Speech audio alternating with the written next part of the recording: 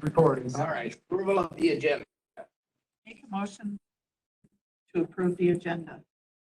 Second by Doug. All those in favor say aye. Aye. Opposed? Okay. Approval of our minutes from October. Tracy, I read through them, didn't see. you're good? So Tracy, Doug, okay. All in favor? Aye. Opposed? None. Any public comment today? I see we have some people here. Anybody in the West Conference room or not? There's nobody up there. There's nobody up there. Anybody here for public comment? Nope. He's on the agenda for 11C. Okay.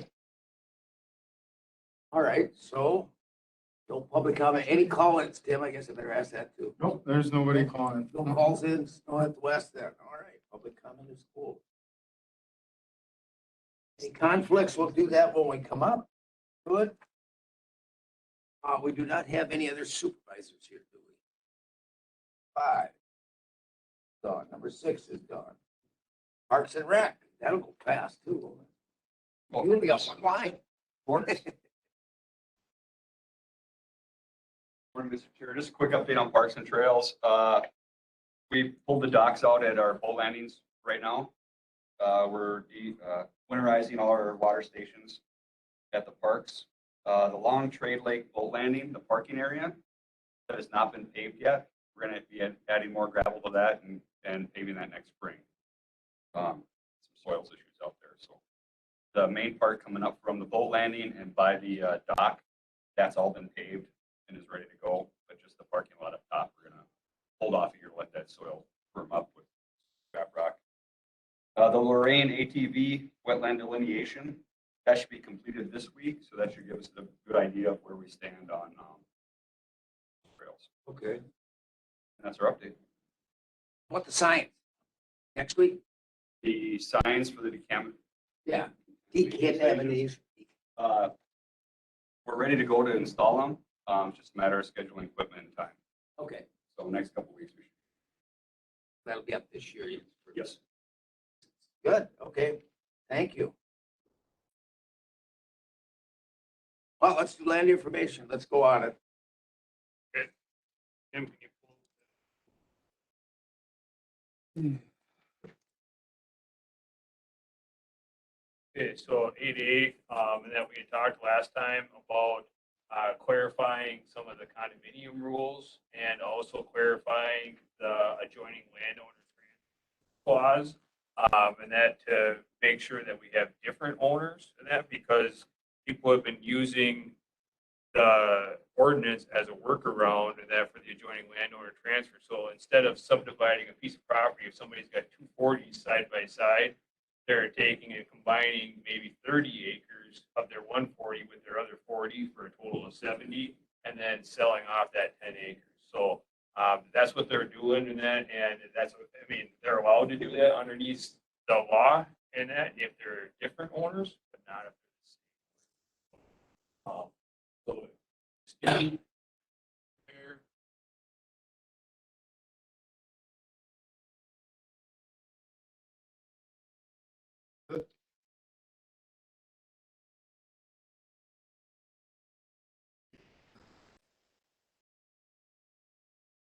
What?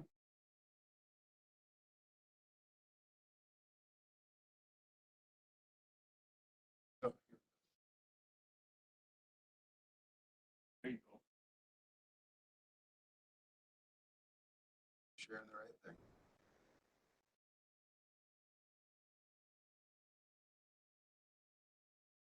So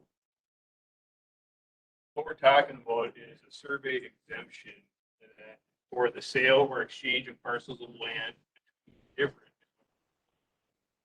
owners of abutting property if adjacent or if additional parcels are not thereby created and the parcels resulting are not reduced below the minimum lot size required by this chapter.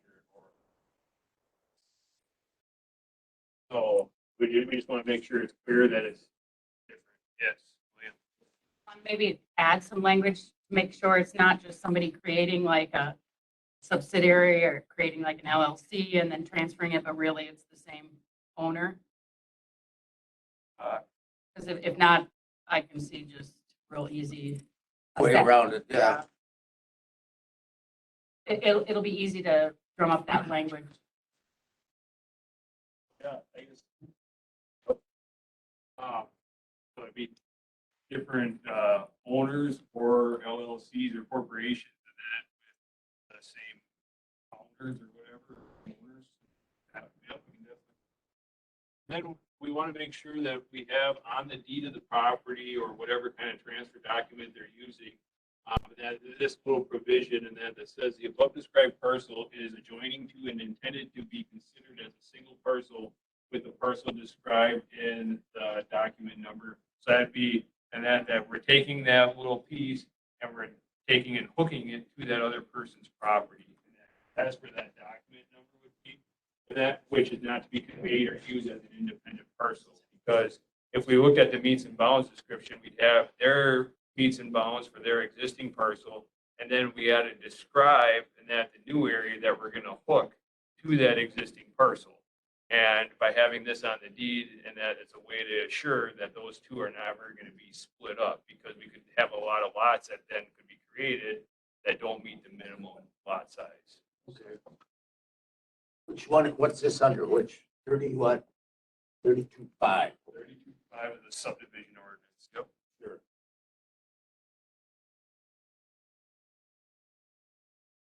And the only other thing that I've got, is there any questions on this? So it's really just a clarity of how we've been administering. We've just seen more and more surveyors and property owners trying to get around it. And that where they have maybe not even, full 240s. Maybe it's 2 10-acre parcels and they want to only sell off of 5. So they hook the other 5 acres from that 1 10-acre with their existing 10, and that's so that and the problem with this is also that the towns are not involved in that throughout this, and that by doing a split where they actually create a separate parcel, then the towns get to sign off on their town checklist and at least review the new plat. But here and that they don't get any input. That's one of the issues that we're also. That the towns are also noticed. Okay, that's always good. Anyone, any questions on that? Okay. Then you'll give us Malia to add that. Add language. Sure. And as long as we're talking about the subdivision ordinance provisions, thought I would show you, we had talked about condominiums and about limiting them to the normal density of the zoning district that they're in or the shoreline area that they're in. And so I added provision number 4 here, where condo provisions of the ordinance that says no lot after the effective date of this ordinance shall be developed with a higher residential principal structure density than allowed underneath the property respective zoning district or shoreline minimum lot size. Duplexes and multifamily units shall be each counted as a residential principal structure. So this is kind of going back to the Calderwood property. And that I've got the shoreline minimum lot size in there because remember that they could only have 3 buildable lots for dwellings, but yet they were proposing 9. And then also the duplex and multifamily units. So if you got a, 3-family or 4-family, 4-plex, and that's going to be the same as having 4 homes. So that'll cover that a little better. And that Okay.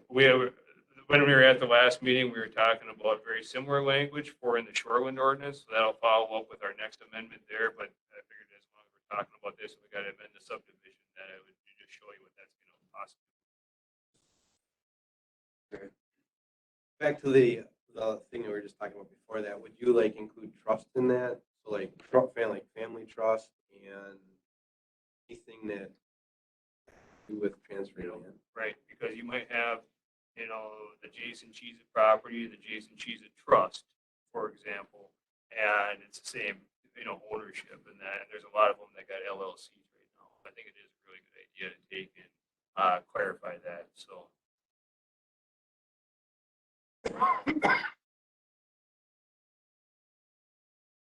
Good. More questions? we're kind of looking at possibly scheduling a public hearing at your next meeting. If not, if you guys have any questions on any of this.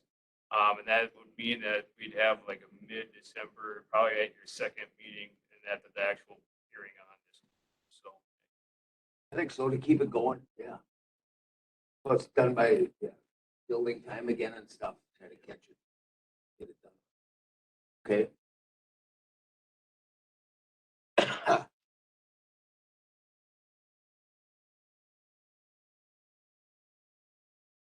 Here, let Brad come up for me. So, for those who do not know me, thank you for letting me be here today to speak about NG911. I'm Brad Ronberg, the Polk County GIS Coordinator. So, so you can see that the state of Wisconsin has a 911 plan that they published in June of 2020. This is the second version of their plan, and I believe their first version was published in May of 2017. So if you guys want to do a deeper dive and understand NG911 a little bit better, I would recommend actually pulling this document and reading up on it. But a lot of my information is coming off of this document. So in order to understand NG911, next generation 911, it's kind of good to go back in history and kind of know where we come from. So basic 911 is a landline analog network. It was actually developed by an Alabama telephone company in 1968. So they were the first 911 system in the nation. 911 calls are delivered to the answering point within the caller's telephone exchange. So a telephone exchange may be divided by a jurisdictional boundary. So you can imagine that a call that's placed in Polk County may end up actually in St. Croix County. So there's no telephone number or location information provided. It's all analog, it's all talking. So that was the basic 911. Enhanced 911 is also a landline analog network that uses circuit switch technology to selectively route the 911 call to the public safety answering point serving that caller's location. So the caller's telephone number and the address was provided or is provided in Enhanced 911. In the 1990s, digital cellular technology increased. So that was a challenge to the Enhanced 911 analog system. The FCC mandated wireless E911 Enhanced 911 capabilities in two phases. The first phase, that they must provide the callback number and address of the tower that received the wireless 911 call. And in phase two, they must receive the caller's number and the approximate location based on latitude and longitude. The wireless call routing to the PSAP is based on the cell tower sector. So most cell towers today have 3 sectors. So you can imagine if there's a cell tower in Polk County right on the Barron County line, and one of those sectors might be pointed towards Barron County, and a caller might call from Barron County, but that telephone call is going to be routed to Polk County, and they may have to transfer that to St. Croix or to Barron County to actually service that call. You can see how that's a little antiquated.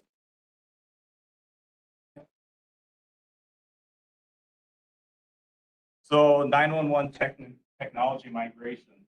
So the current 911 network and infrastructure cannot support the technology needs of today and into the future. What is needed?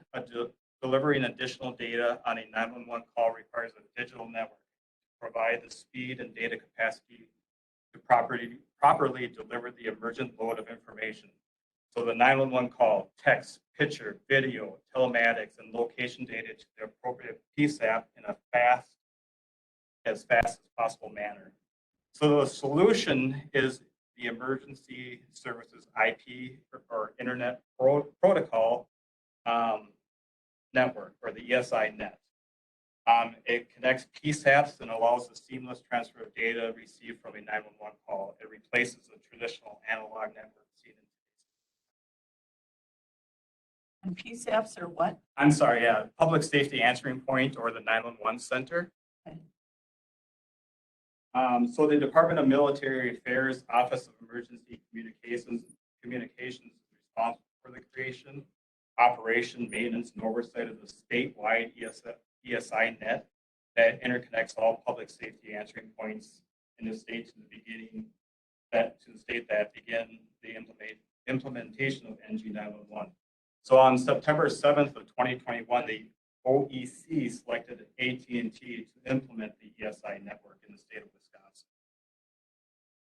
So simply put, NG911 is a system comprised of emergency service internet protocol network, ESI net, IP-based software services and applications, databases and data management processes that interconnect to public safety answering point premise equipment.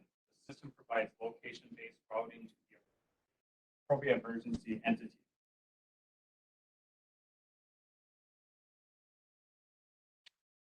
So within the E911 call enhanced 911 system, call routing is completed by an ESN that is assigned to emergency services zones. So within Polk County, we have multiple emergency service zones. So the ESN that's assigned to that is how the call routing works. But within next generation 911, GIS, which is my world, is the core service to route a 911 call to the correct PSAP.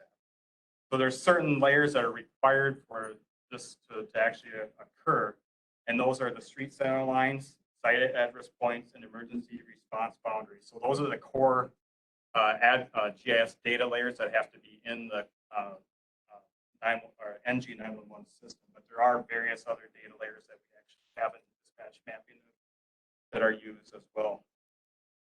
So the state completed an existing GIS gap analysis. So they looked at all the GIS data layers in the state of Wisconsin and just did a review to see how compatible the data sets are to next generation 911. And Wisconsin did fairly well based on across the country how initial GIS data sets look.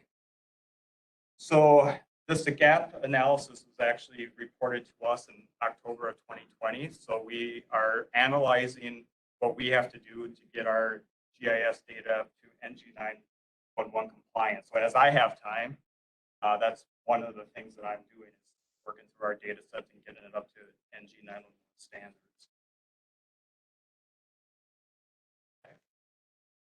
I wanted to provide this map of the United States that kind of shows the progress of all the states in the country. The most current map that I could find was from 2018. So you can see that in 2018, Wisconsin was starting to plan for NG911. But I would say that we're probably more at the level of blue and red. We've been comparing at the sub-state level and at the state level.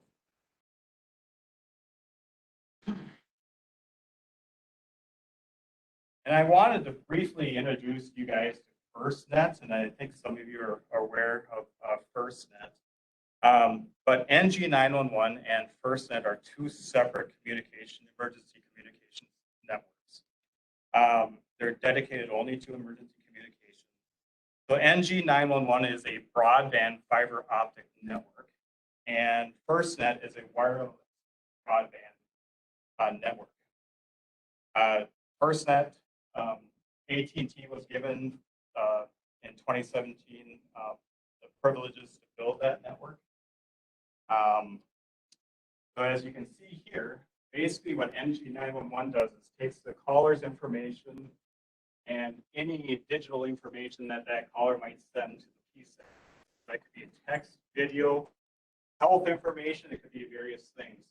And NG911 handles that to the PSAP. And what the PSAP can do is share that information to the Firstnet and all the first responders. And that's how the first responders communicate and how they can share any digital information. So those two unique or dedicated networks can complement each other. I guess that's what the goal is. If I can step in real quick. Yes. So we moved the sheriff's office in the county to Firstnet in 2019. We were one of the first counties in the state to move over to it. It also saved us a good bit of money per year on cell service. So we have all the sheriff's office, all the CPS workers, everybody who's considered first line under the national standards on FirstNet. And actually, as a result, FirstNet built a new tower in Farmington in 2020, and there's a new tower in the Barrens going online within like the next 45 days. So we actually have the FirstNet in place. Both. So that one south of Farmington is one. It's a FirstNet tower as well. So the one in Sterling is getting up. Yeah. Okay. So that's. Thanks for that. Okay, next slide. So just in review, today's E911 technology and next generation technology, if you look at them side by side. So again, NG911 is an analog network. NG911 will be an IP network, Internet Protocol. Routing of 911 calls to the PSAP is done by a class 5 switch for selective routing. This will be an IP selective routing function for N911. This 911 only accepts voice, and NG911 is going to select rich data, voice, text, and video, and so forth. The integration compatibility is very complex under E911, and it will be a standard IP interface for one. Bandwidth is limited in E911, very large bandwidth and data bandwidth for NG911.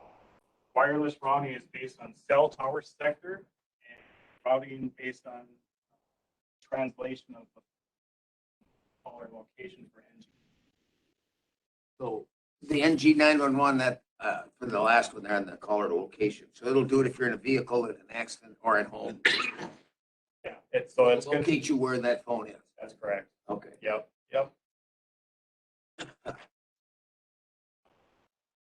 So in Polk County, there are 3 stakeholders that will make the system work: the 911 provider or the emergency communications center, the 911 center here at Polk County. Of course, they accept all the 911 calls in Polk County, and they manage the PSAP operations in the system. So in our land information office, we got Jason and myself. Zoning is the addressing authority, so they administer the Polk County Uniform Rural Addressing and Road Numbering Ordinance. They deal with the addressing and sub-addressing, and road numbering information is gathered, assigned, and communicated to the GIS data provider.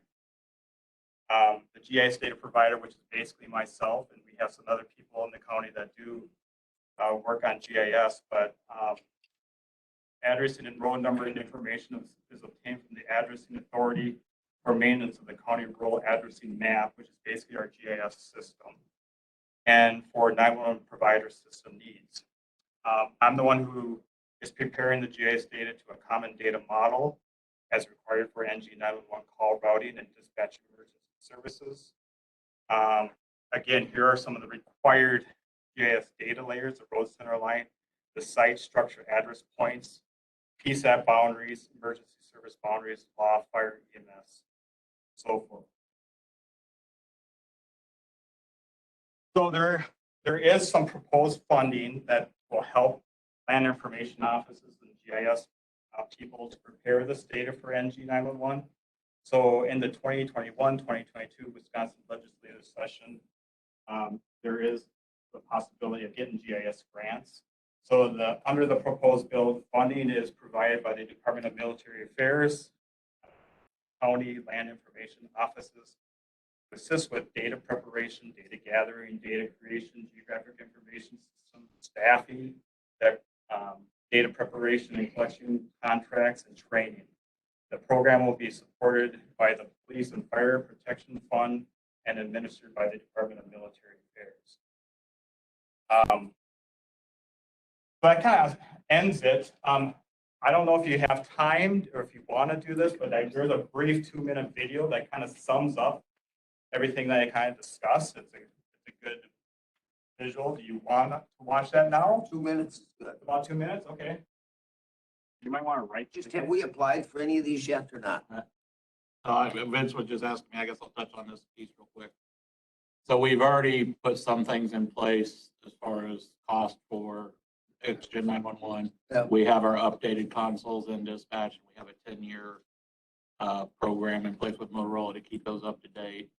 We've got the Firstnet in place. We've budgeted for the new Esri software this year to get that in place. The fire fund, this is kind of a big thing with the state. A percentage of every cell phone bill is supposed to go in the fire police fund and it's supposed to stay there. The state has rated that every year for like the last 10 years. And the legislation is intended to keep it there, but as of yet, they've never appropriated that. The piece that's missing is what Brad referred to, the training and the manpower going in, and then the replacement of the copper lines for phones moving over to fiber. Fiber is the really big issue with Next Gen 911. Really, until the copper disappears and is replaced by fiber, we won't see Next Gen 911. As far as the county, though, I think cost-wise, we've already eaten a lot of the cost with the upgrade of the dispatch center. We get Brad's new software in place, which is in this budget. We've got the cost of Brad's time and any support for him doing the overlay, which is really the big piece of work. Sure. The copper won't really come to us. That's supposed to come through state funds. That's through the broadband. Yeah. Right. Okay. All right. Let's. Share video.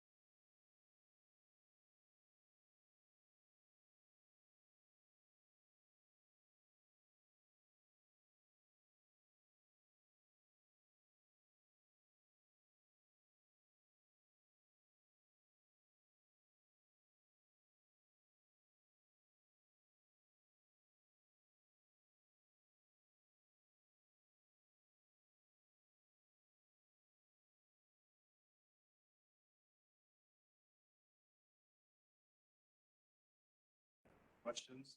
He's probably the expert on all this. I'm just a The GIS guy. music in that video sold the Very thing. dramatic. The bill. I mean, really, Brad's got a really heavy lift Yeah. over the next couple of years.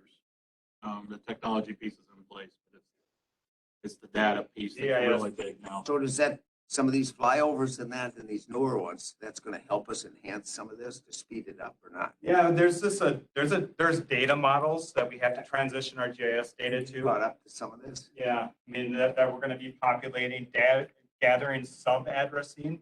That hasn't always been done, so getting all of our, we kind of have a lot of the campgrounds, but just knowing the different campground lots, apartment buildings, all the apartments that are within buildings. In them, okay. Eventually, we want to gather all that information, and actually, NG911 is so unique that it's going to take a long time to build this in, but you can go down to a room, go down to, if you call 911 from here, they're going to know this is the location that you're calling from.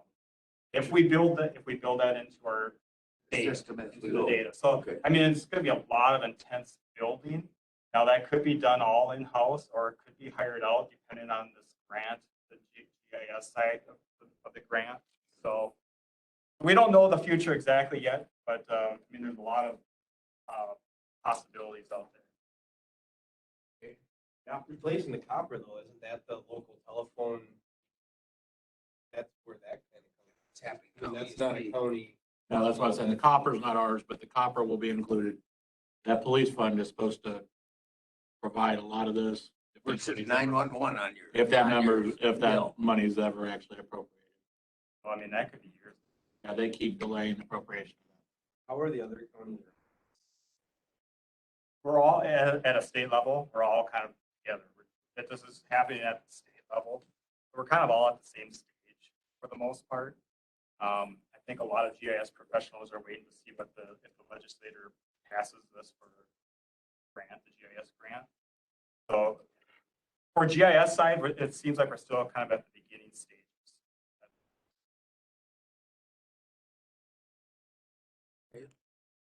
It's good then. Thank you. Yep, thank you.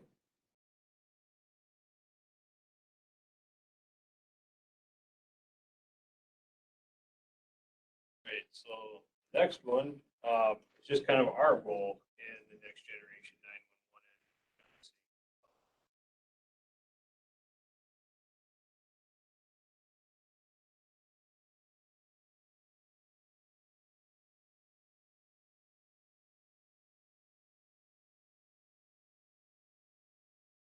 Some of you may know this, but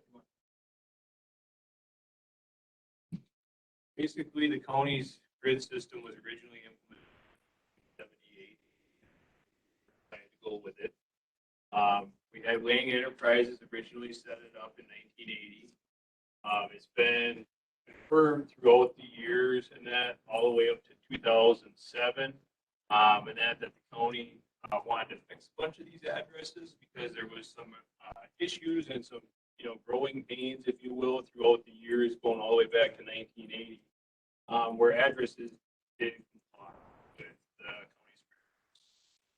The first ordinance that we had, which is probably what you guys remember if you were on the board at the time, was in 2019. That's our rural addressing.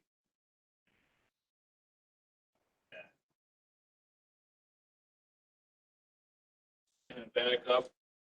Basically, the county is no different than really a city. 100 block to 200 block, the same thing. All of our avenues run east and west. All of our streets run north and south. And so if we go across the bottom, these are going to be our streets. So 10th Street, 20th, 30th, and that is same going up. And it also corresponds to a mile though in the county versus a block in the city. So basically Polk County is 36 miles tall going north to south, and then 30 miles going east to west, and the bottom and 36.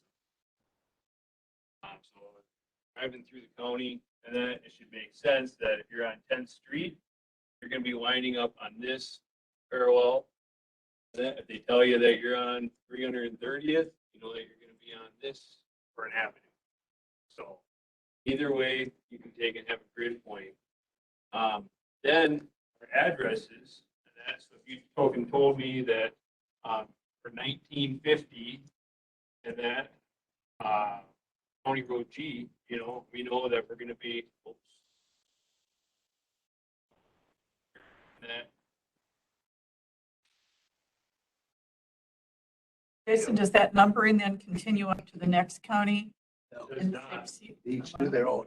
So it's, Each county Huron County lines up on the avenues, except for they don't add a zero like Polk County does. So like if you're on 10th Avenue in Polk County, you're on First Avenue. then you can be on 2 1/4 in Barron.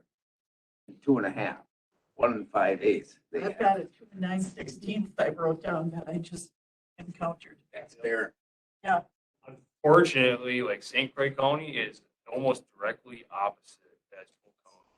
And that because what I understand and that is that the county started on their straight lines, that going, from the east going west and going from the south and going north. Whereas St. Croix County said you open a book and you read left to right, what I've heard. And that, so then they started at the river and went this way going along.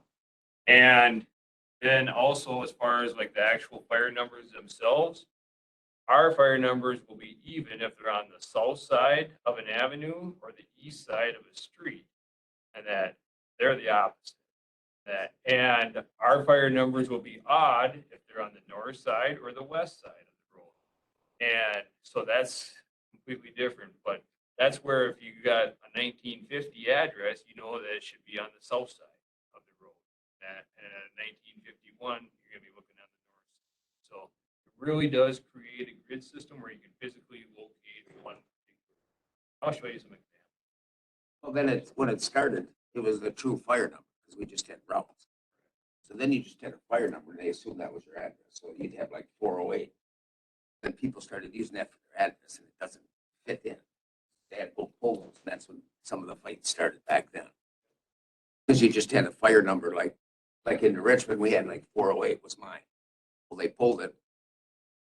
All of a sudden, you're 4120 is your address. You know, so the fire number didn't mean anything back then. It was just a number. What's key in that when we get further into my slides here, and it is these blocks here. Okay, so if we have an address and that's 600 Jason's Road or 600 Jason Way, and that 600 number could be anywhere going across there, and it could be anywhere going north and south, because we don't know Jason's Way if that's a street or an avenue. We have no idea. Okay. Same thing with these other ones, you know, and that the 3000 block, you know, we know that that's here, but it could also be over here. You can see that that is much difference than that from going there to there as far as responding.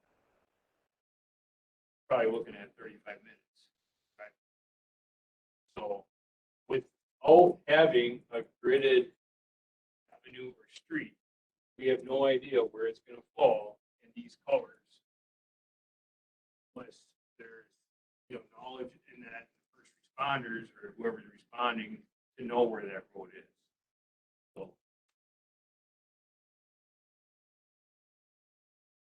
So here's kind of an example here. You know, 330th Street. So we look. Oh, no, we're at 2900. 330th Street is over there. Very easy to find. And that 120th Avenue.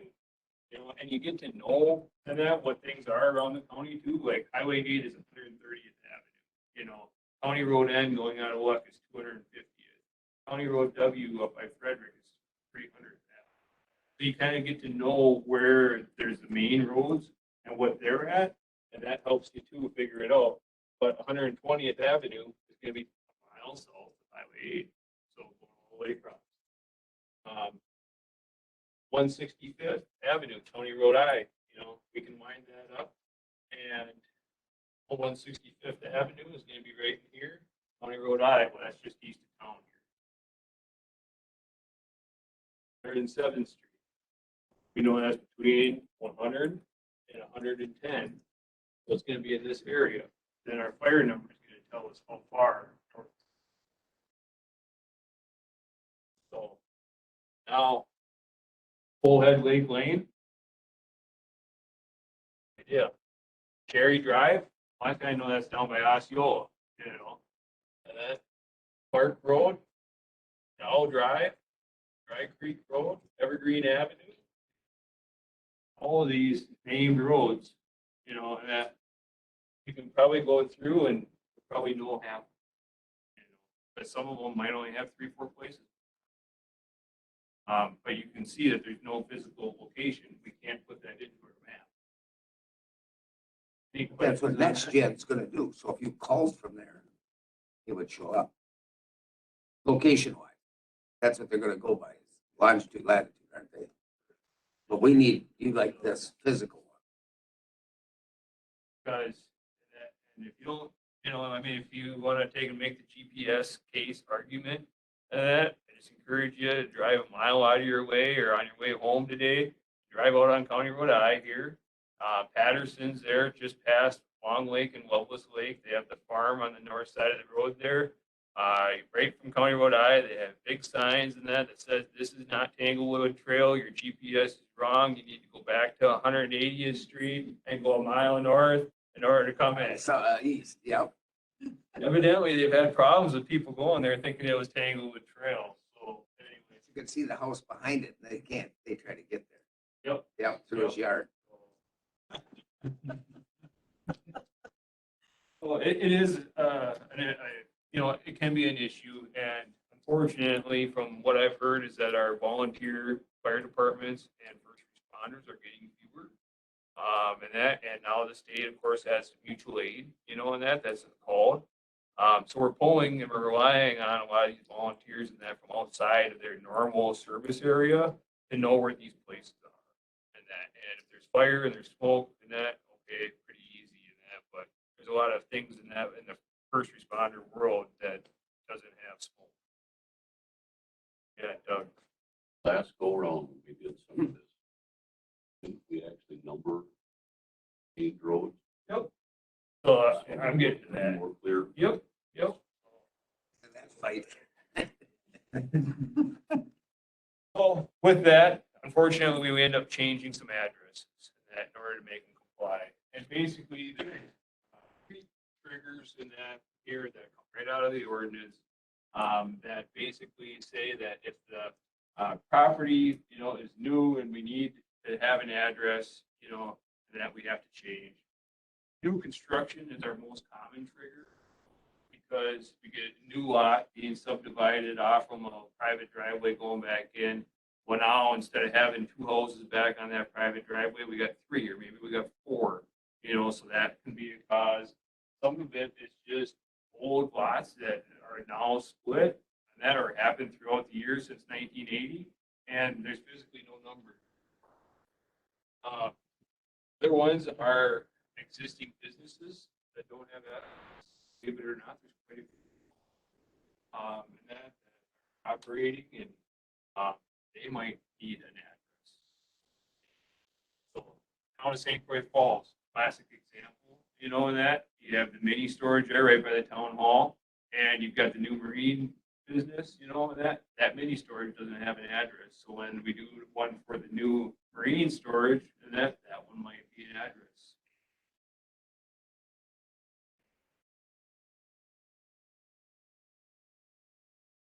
So basically, whenever we do an address change, we cooperate with the towns, and that's so that any street signs are bought and that are needed.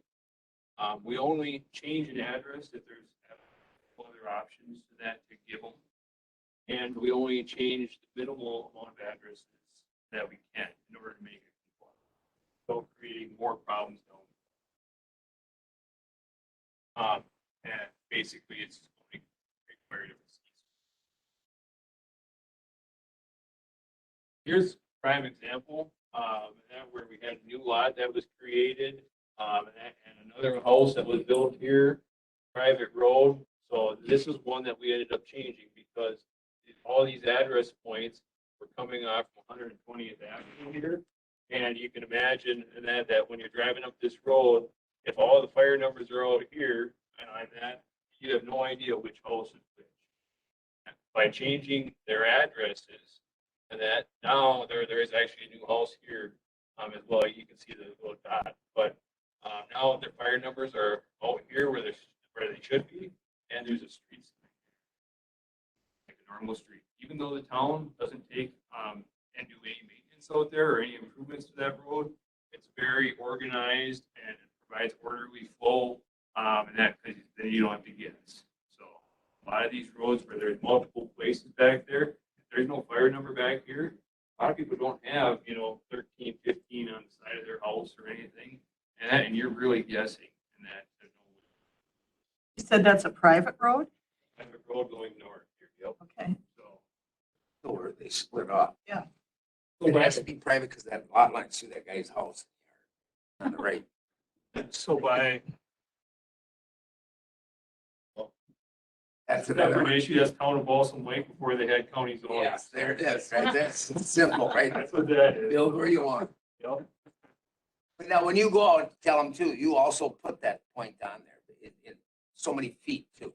That there's a rhyme or reason where you put that Correct. number, and so- why it comes that number. Yep. So basically, every 100 feet that you move down a road is going to move your address 0.1 point. So like this one here, and that 1315, you move it, your driveway up 100 feet to the north. Now it should be 1317 every 100 feet. Because if you look at it, we only have 0 to 100. You divide that by 2, we only have 50 addresses to assign on each side of the road because of our even and our odds. And you divide that by your 5,280 feet in a mile. And that's how we would calculate it. Let's say that we had a plain road, no addresses here, and that we would go down to the section line, which would be the 1300th block, and we would measure up that where that driveway location is. And if it's 3,000 feet, we take 3,000 divided by 5,280, and it comes out with the number and that it would be. And then we either make that odd or even, depending on what side of the road they're on. So that's how we calculate it. And that's the reason to wait for get an address, like when the sewer's put in or a driveway put in, because not just giving empty lots an address, because it could be within that 500 feet. It could be anywhere. And our towns require driveway permits, and they might not approve the driveway where the person says they want their driveway. So now, if we go ahead and we assign it before the driveway's installed, and they're required to move it, and it's not just the town, maybe it's the county, maybe it's the state, maybe they're required to move it 300 feet to the north. Well, now we're off typically, and where we run into issues is if we're off like that, is then if they subdivide down the road, and that now we might have issues because them being off, now we got 3 new lots in between them and their property to the south, maybe, that now we got to try to fit addresses in there for, and if there's just not enough gap, there's not enough gap. That's where the A's and B's came. So That's how the A, B's, and C's came. First one. here's one that's kind of simple, where they just went and assigned an A because they had an issue, and you can see there's definitely a lot line issue here at one time, or they created a new lot, and we go right from 1998 to 2000, and 2000 actually goes up here to serve this property up here. So we actually have 4 lots here that have been subdivided, that when it was originally laid out, it would make perfect sense because this here is the section line or the start of the 200th block. And that's why we're not able to go any bigger than 200, because it's technically accessing the road south of that line. But yet we've got these lots here, 1, 2, 3, 4, that we need to have addresses. So, and you can imagine that if we don't re-address anything, we'd have 1998, A, B, C, and D, and there's not going to be any organization as far as to which one. GPSs don't like that A, B, C, D. I mean, you pop it in, they don't. They don't like county roads with letters.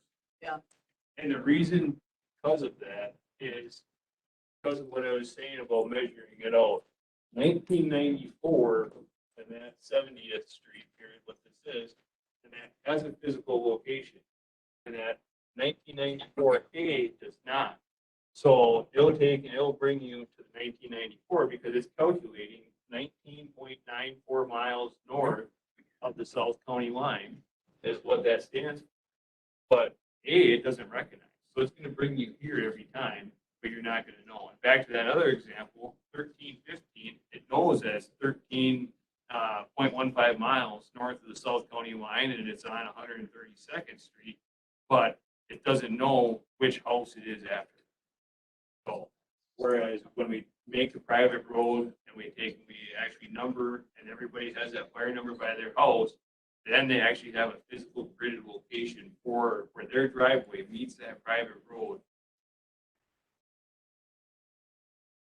The ordinance allows for 2 houses to be served by a private driveway. Then you got a 50-50 shot, right? So you're going in and you got one or the other, and that, I mean, it doesn't slow you down that much, but you start getting, we got them all the way to K. So we got A, and that, so we've got 10, 11, 12 places back in some of these lakes.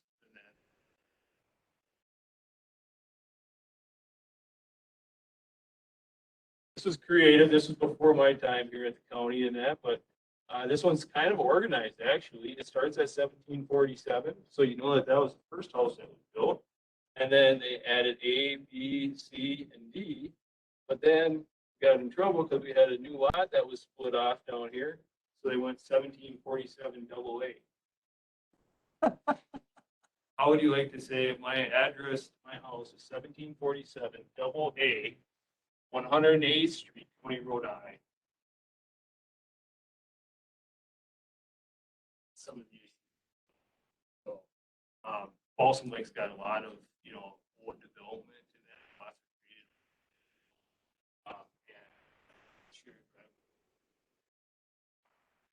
creative. And if you look at 1747, a GPS will bring you right to here. And then after that, it's going to be up to you, the property owners, to put a sign by their house. And that, or for you, when you're on the phone, yeah, my house is the third house on the right as you're coming. It's going to tell you that 17. It's the only way, because GPS will not know which place it is back here. Ready? Go ahead. This is one that we recently changed. Like I said, we got 50 addresses on each side of the road. And then around the lake here, I mean, it's pretty easy to cone them up. But here's our 40 line. Okay, so technically, we'd only have a quarter mile or 1/4 of 50 addresses. So we only have really, 13 addresses to assign because they're all on the one side of the road. And you can see how many addresses we have. And that there. So you can see that's where we get into the issues of not having enough addresses. So that's where in the past there's been assigned that no longer work with GPSs. So the only solution that we had here, and their whole thing came up because this lot, 2266, is right in the middle between 969 and 971. No address to give. And that 69 to 71, that's the next odd number that you can have. There's nothing there. And there was a whole bunch of those going along here. And so the only solution we had was to give it a street for a portion of it and a street for the other side. And it just happened that this one worked out so that everything flowed. And about right here, it goes 967, 965, and then it keeps on going right back up. And that was one case. And this road continued for another mile, but technically you only have this amount of range. Would it help if we went to more numbers? Yeah. I mean, and to a that- 4 or 5 number, I know Bayfield went to what, 6 numbers, 8 numbers, whatever. Some of them. They changed the whole county that way. Correct. And that by going from like a 4-digit number to like a 5-digit number, and that instead of having 100 addresses available, you have like 400 addresses available, Yeah. and that per mile. So now instead of dividing that and that by 2, we get 200 addresses for each side of the road. So, but where we run into issues is on the small lake lots. It's not on the larger, more rural areas and that. So, but on these, basically all this boils down to is that we've changed 97 addresses in 2021. And this is all to try to get everything into conformance with NG911 that Brad was talking about. We're only changing them as needed or as required. So they're underneath one of those 3 triggers that is the new development or an existing business or something like that that pops up that needs an address. When we change somebody's address, we provide them with a letter. We purchase a new fire number sign for them. We notify the towns and that, put up a good street sign for that new number. And there's a 6-month transfer period. And unfortunately, Google and MapQuest and that are private companies that are pretty slow in that to take and get their stuff updated, or at least maybe Polk County doesn't rate real high on their list. They probably have bigger cities to take care of first, where there's more population. But it can take 2 to 3 months in that for them to update their system. So we give them the 6 months, tell them if they're ordering new driver's license or ordering checks or anything like that, use your new address for that kind of stuff, but hold off on, changing everything over as far as your normal mail until you have a few months. We provide notice in that to our local utility companies. and the post offices. So we actually have a spreadsheet that we send out to say, here's the existing addresses, here's the new addresses, here's the property owner's name and the parcel number and everything for them. And we've actually been approached by 3 towns and actually the town of Lincoln as well. And that they can go through and correct all their addresses in their town to be on the grid system to be in conformance with NG911 and other ones. So, Can you say again, Jason, now, you said the east side of the streets are even or odd? and even. So there's a little acronym that we use. It's NOW, CNOW, SEE. And so the 0 in now, and that stands for odd. And that's north and west on each side for the now part. And then C, the E in the middle stands for even. Then you got south and east.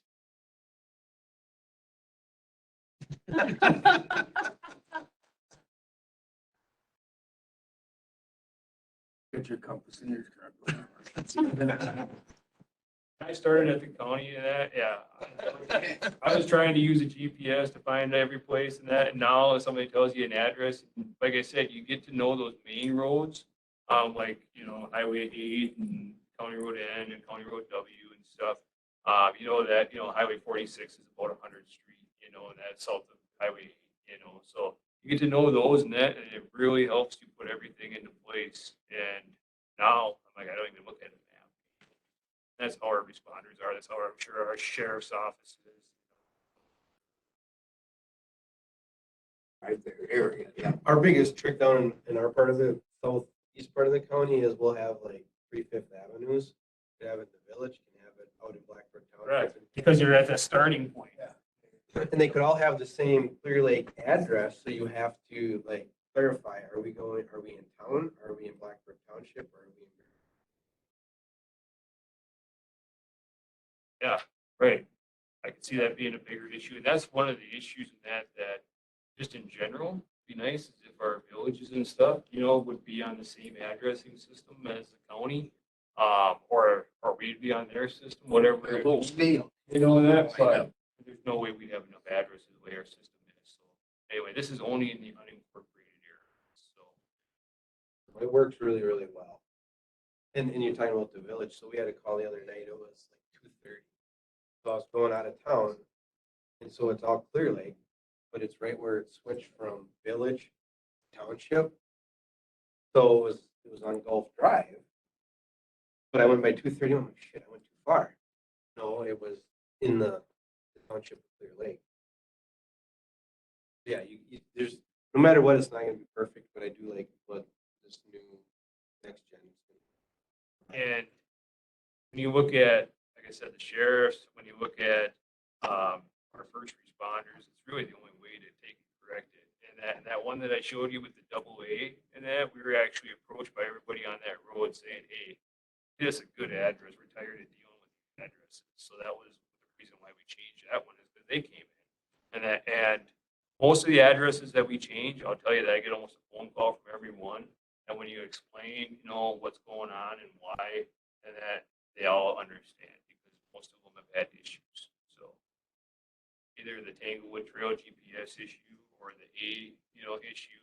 So You're AA up, and there's still quite a few, isn't there?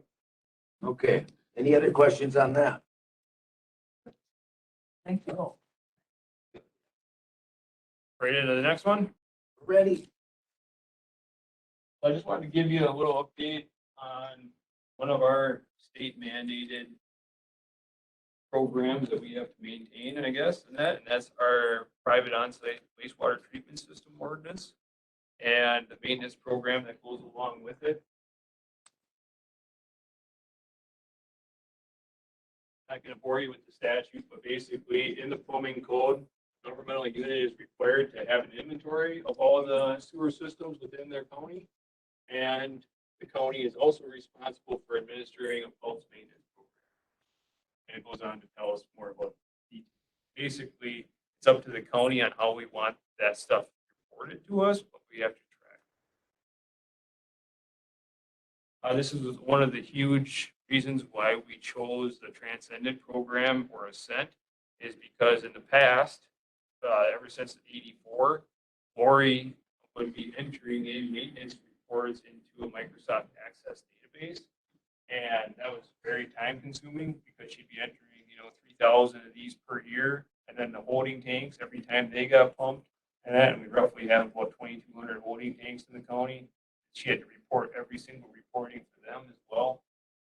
So very time consuming. We got the opportunity to get Ascent that was covered by a grant. And we were able to put all of our permits, all of our past sanitary permits, everything, we were able to roll into that new program and create a maintenance program with it. The public can go in and view their permits. So our plumbers, our realtors, everybody can go in there and see, if their sewer system has been pumped. Even the property owners can go in and see, hey, am I due for my sewer to be pumped this next year through this program? So basically everything is online. The maintainers, like I said, they have a login and that, and so they have special permission access to be able to go in and file sewer reports. And they can also see reports from other pumpers. So they can see, okay, I wonder, and then if I am, Frederick Sanitation, and I want to see, how many sewers Olson pumped, they can have reports that they can run to see, who's taking care of who in each geographical area and everything.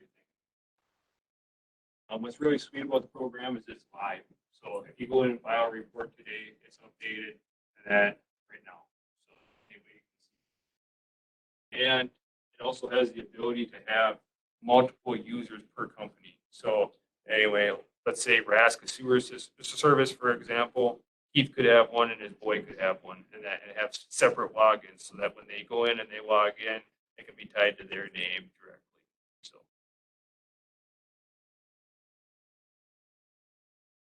So today we have just shy of 17,000 private sewer systems in the county. Basically, if those are all on a 3-year maintenance cycle, that means that the county has to send between 5,000 and 6,000 septic cards per year in order to have it done. Now, this is kind of that generic because it depends on who pumped their sewer when, because we might have some years that we'll be pushing closer to 6,000. We may have some years that are 5,000, depending on who's on the 3-year rotation or what time it is. Usually we would try to break out and send the notices at 800 to 1,000 postcards per month. And we try to do it at the first of the month, but the first one, we have to wait until after the road bans are off. We don't want to be flooding, everybody in the public, but yet the pumpers still can't get out on the road. We do hold off on that one. This year, like April 20th or something like that. On the card, which I'll show you what the card looks like, they have 60 days to get their system pumped, and then the pumper has 30 days to report it. And after that 90 days, and our system is set up, and that's so it'll generate a reminder, and that's so we can send out another reminder if we want. And after that, it's also capable of sending a warning letter if we don't have any pumping activity happening. And this is for all systems. So before, we only tracked the maintenance of systems going back to 1984. And now that this is catching all of the 70s sewer systems and stuff as well. So it also follows up on the old privies stuff that you see around these lake lots. Because basically if there's a dwelling there present, and that we assume there's a sewer system, so they have to take and have it maintained. So, card on the front and a plain just says the parcel number, the address, the sewer permit number, and the mailing address of the owner. That's all it is there. Back, this is a standard back, and that just says, hey, your sewer systems need a maintenance. Provides a phone number for them if they've got any questions. And it's got the time frame and that in order to.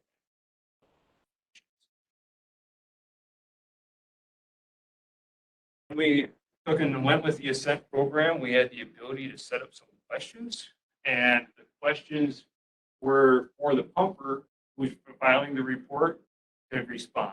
Basically give us as county staff and have the ability to see if there's any issues with their And all these questions are automatically pre-filled in a drop-down yes/no box as being okay. And that's so it doesn't take them, and it's not like they have to go through and answer each one of them.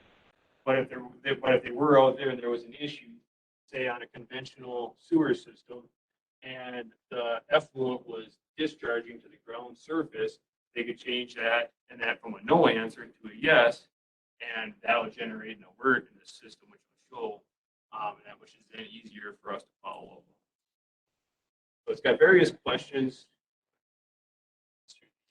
Depending on the sewer system that's there, kind of the main things in that make sure that these are all, and when we permit a sewer, we can take and say, well, it doesn't have this component, so we can remove that question, or maybe it has another component that we have to add to it, and then that'll add to the question. Even privies, and that to make sure that the vault is sound and not cracked or anything like that. Those are all. What this does then, it allows us to be able to run an alert report. And basically this morning when I went in there and ran it from the first of the year to now, they got 9 of them in there that have issues. So these are sewers that the pumper has been out there, didn't like something about it. I can go into each one of these and see what exactly the violation is in that, and see if there's any notes on it. This used to be about 50, so we're only at 9 right now. A lot of them are just broken covers or something too Yeah. that are simple or that gap missing. So So this one here, it's got a filter missing, alarm or the float wasn't, functioning properly. So these are ones that we would just to simply follow up. A lot of times the property owner, it's a sewer, it's in the ground, we don't know what it is. So more or less it's an educational thing too in that to try to take and help them get it fixed.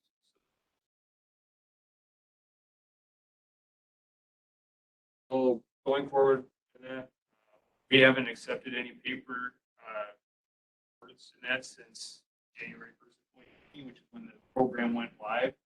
So we've seen a huge increase in the amount of staff time that we've saved there.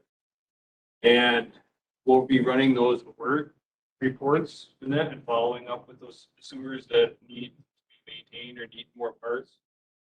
And the reminders and that will be sent and that as needed, and those will always be before we send out any warning. And again, like I said, all systems, including privies, pounds, whatever it be, will be all on a 3-year cycle. Any questions? Kind of quick in that, but it was a big year this year because we were catching up on all those old systems because we didn't send out many cards last year because of COVID. And then, so we're still just kind of getting up and going with this new program and the ability. So far, it seems like that our pumpers are really supportive of it, and I think we're getting a better response rate in that because of it. Because before, if they lost a card, now that system didn't get reported.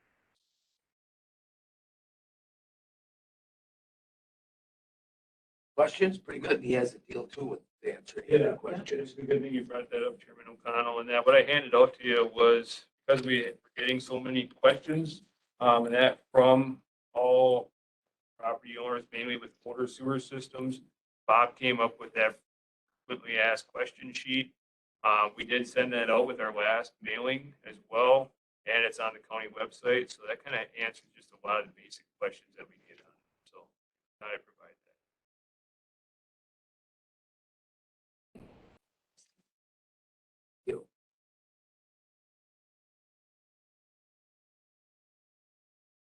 You're still good, Brad, or you want to? Golden's won't be too bad. Okay. Then we'll do yours. How's that? Yours is under that. No, yours under 11, isn't it? Okay, we'll move it up after. I guess for those of you who don't know me, I'm Polk, water quality specialist in the land and water department. And Caitlin Anderson, also land and water. And we have a pretty quick, short update, so I was gonna start and then Colton was gonna finish. But we do have all the permits for the signs for the decontamination stations to be placed at the county-owned landings. And I went to the BOA meeting last week and we got the variances all approved for the signs at Magner, Little Butternut and White Ash. Those were the ones that had issues with being the 75 feet back and maybe you were in the middle of the road already at that point. So looking at all the safety, property line setbacks, just with the problematic. So those have all been taken care of. And thanks to Jason for his help on that at BOA. And then all the signs have been delivered to Highway along with all the material from Menards. So the concrete, the posts, the plywood, the screws. And then we purchased all the decontamination station supplies as well. That's in our shed. And then Highway's having a few delays with some equipment, but hopefully in the next couple weeks they'll get those signs in. Yeah, he's right behind me. Yep, that's what he told us. Yep. 2 weeks so that they. Yeah, that's all we have. Hopefully, next time we can have some pictures of them installed. Cool. But Yep, that's good. So we know that's for you. Thank you. alrighty, thank you guys. Yeah. Where is Bob? Off today? Yeah, Bob's sick. So I'll, Sick of work or sick of? I'll let you fill in the details. Well, then Brad might have to leave early. Do we want to? Oh, you're good. This won't be. No, this won't be. Yeah, I'll, You're gonna cover for him. yeah, I'll be a more hairy version of Bob.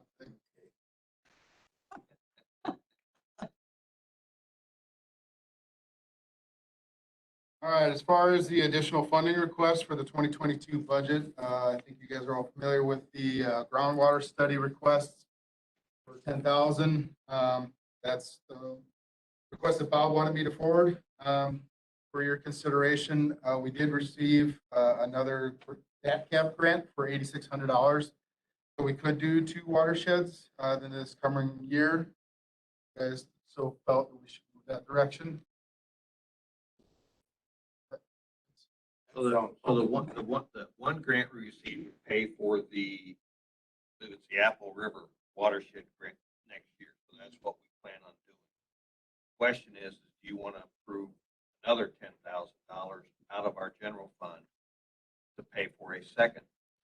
The other one, yeah, on this list. Where was that one? That would have, Upper trade. yeah, upper trade, yeah. I thought we did that. Kind of approved it that we would like it, yeah. Yeah. Oh, you did. So how much- Last At the last time, I meeting. thought you guys approved the parks and trails stuff. Well, I think we did that one too. Yeah. I thought yeah, because if we got the grant, it would be nice to add that other one. 42 Lake is the one that goes north in the. How much was the grant, Tim? $8,600.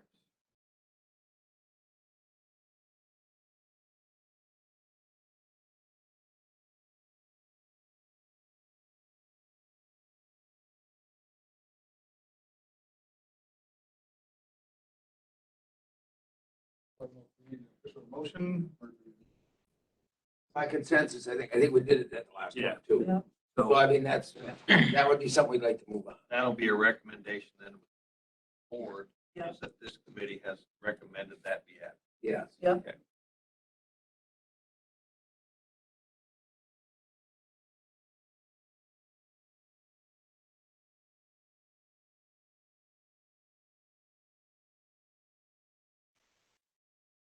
With that, Yep. okay.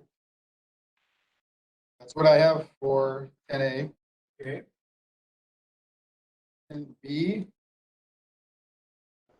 There's one remaining project up for consideration for the ARPA funds, and that will be the LiDAR project. I just have a few notes here about the project.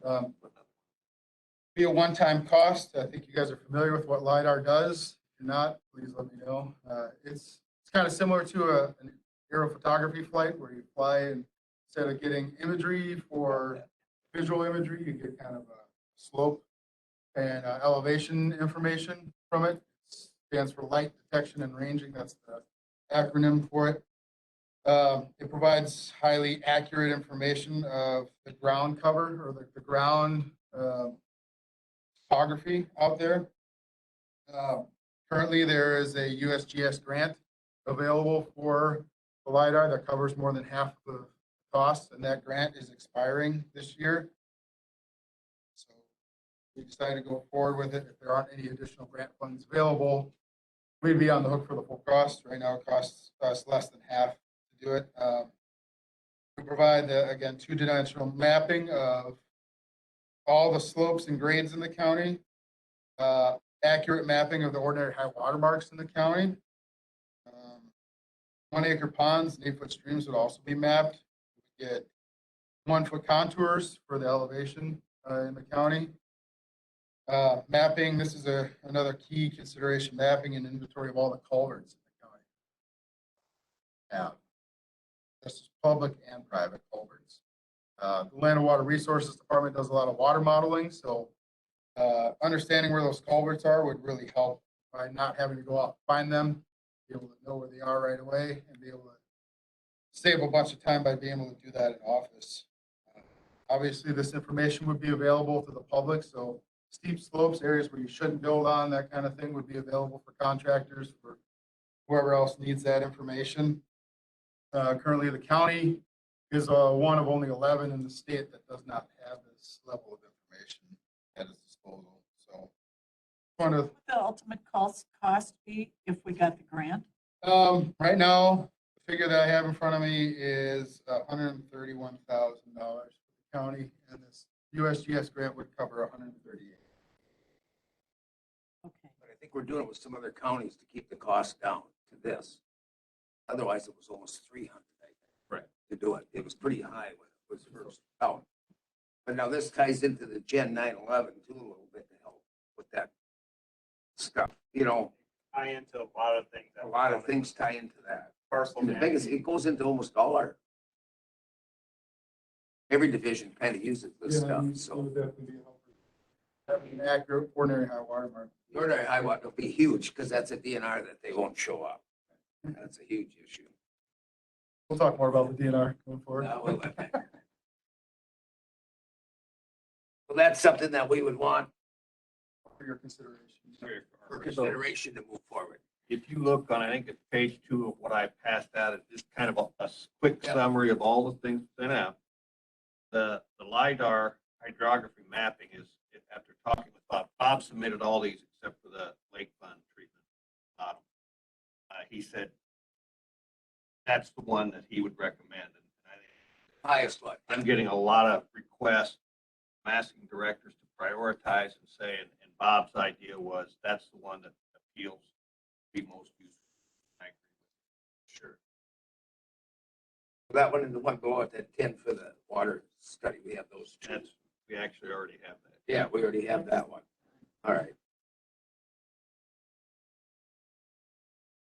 All right, what does everybody think? That's one that probably should move forward. Yes, no?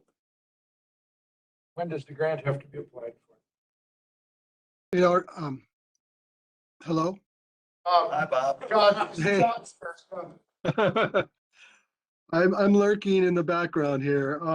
So, yeah. We applied for the grant, Supervisor Olson, back on October 1st in collaboration with 7 adjacent counties or similar counties that don't have this tool, with the contingency that if we were not awarded or we did not find resources to provide for the match, that we would be discluded from the application. So we already applied in a nutshell, and we'll only get the grant if these matching funds are provided. And then Kim, you asked a question about other applications in other departments. Yeah. I know Ayers Associates, which could be potentially our consultant with this project, did provide a couple of presentations to staff, and I do recall Chad and Mo being at one of them. There's a lot of applications for other divisions, particularly with the better imagery, you can see the buildings, like outlines of buildings. And I think that could have some application for public protection. The culvert collection, as Tim mentioned, would be a value for the highway department. And I really think, again, that that soil erosion vulnerability piece to the platform would provide a very good value to the broader community. Like Tim mentioned, for those who are developers or contractors to avoid places where there's a high susceptibility to soil erosion. So that's our pitch. So do we know the timeline for finding out when we would receive the grant?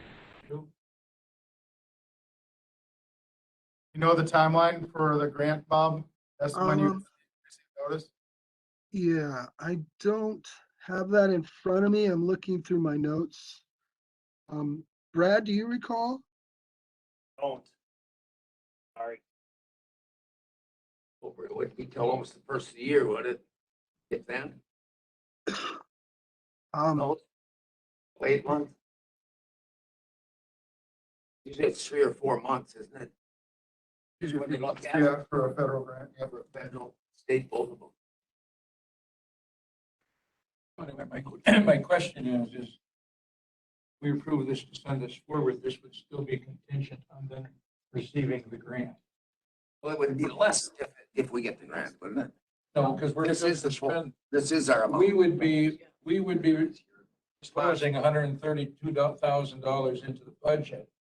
But if we don't get the $138,000 grant, does the 132 go back into the budget? Because we're not approving 270,000. Yeah, not the We're full 300 approving almost. 131,000. So typically what we do with those is if you're just coming out of fund balance, whatever, for a grant, we put a paragraph in the budget resolution that says this funding is contingent upon receipt Of the grant. of the matching grant dollars or whatever Yep. amount. So that if that's in there, then we're covered. No, that's Yeah. my concern, is that all of a sudden we don't have to find another 138,000 Yeah. to, Cover it. to cover. So that's why I said If it we was get about the grant, it 300,000. goes. If we don't, automatically it just comes out of the budget. Yeah, we just put you put an attachment in the resolution. And this is ARPA fund request, not a. But we would do the same thing in the resolution. Yeah. Regardless of But I where the think money they- comes from, it would be It would still be in there so that we'd have to revisit it before we spend it then. Full amount. I remember it was about 300 or something when they first did the bid. Yeah, so it's, Our approvals, yep, go ahead. that mean we're forwarding. Yes. Yeah, so Our stuff is just So I'm going to gonna their put meeting. together a summary of what all the committees have recommended, and how much, So it is really, slip the ticket to them. which is what, tomorrow? Yeah. Yeah. Yeah. No, that's, So I'll kind of go through one. general more. government, then we'll kind of review all of them, and then we'll discuss them Tuesday evening. Sure. Okay, so the parks, what else did he have on his project? Because the parks and trails we did. Yep. That's the only ones we have. The rest are other ones, aren't they? Okay. I think we did by consensus. We did both of those. So we did the 10,000 and the 132 by consensus. It's gonna go to the- Yeah, that's fine. Okay, yeah. Yeah, what, I think both of them, if there's any grants, yeah, with that caveat, Yeah, we'll put Anything with contingent upon grants. a grant. any matching grants, okay. All right, I'll take care of B. C should be short and sweet. No response. Yes, right. So I think you see in your packet, I That's made, hard, that's hard to believe. yeah. I don't know, Mo, did you hear anything? I haven't heard anything. They wouldn't They're answer. gonna call Kim direct. Yeah, I tried, they wouldn't even answer. So you'll see in your packet that there was a draft letter to the DNR, Stephen Schmelzer is the director of parks there. as we did last time, that was the way to get an official response, was to write them an official letter. So I have one drafted. I made a couple tweaks because when I reread it, it didn't make sense. So I do have a. And it looks like I wrote it. Yeah. I'll keep it the way it was then. So I do have an updated copy of that, Kim, and if you want to sign it, I'll just. Sure, I'll sign it. Then we can send it along to them. Hopefully get an answer. Well, you put there, yeah, and then print on it. Mine's printed here, so I can read it. And I sign. Has to come up every meeting.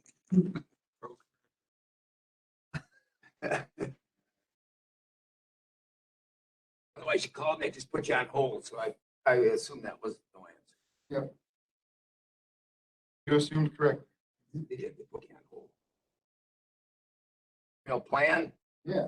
You guys are all familiar with the projects that got forwarded from this committee to general government on the county board.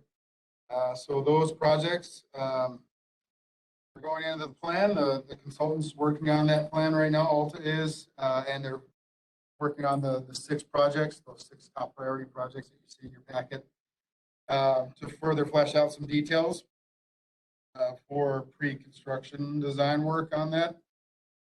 We expect that report along with the outline of the plan by the end of the month here. Then we will review it as staff.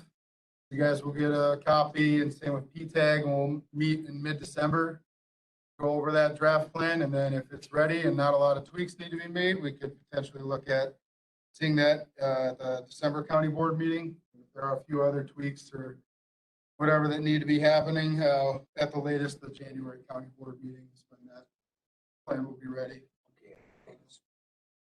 Okay.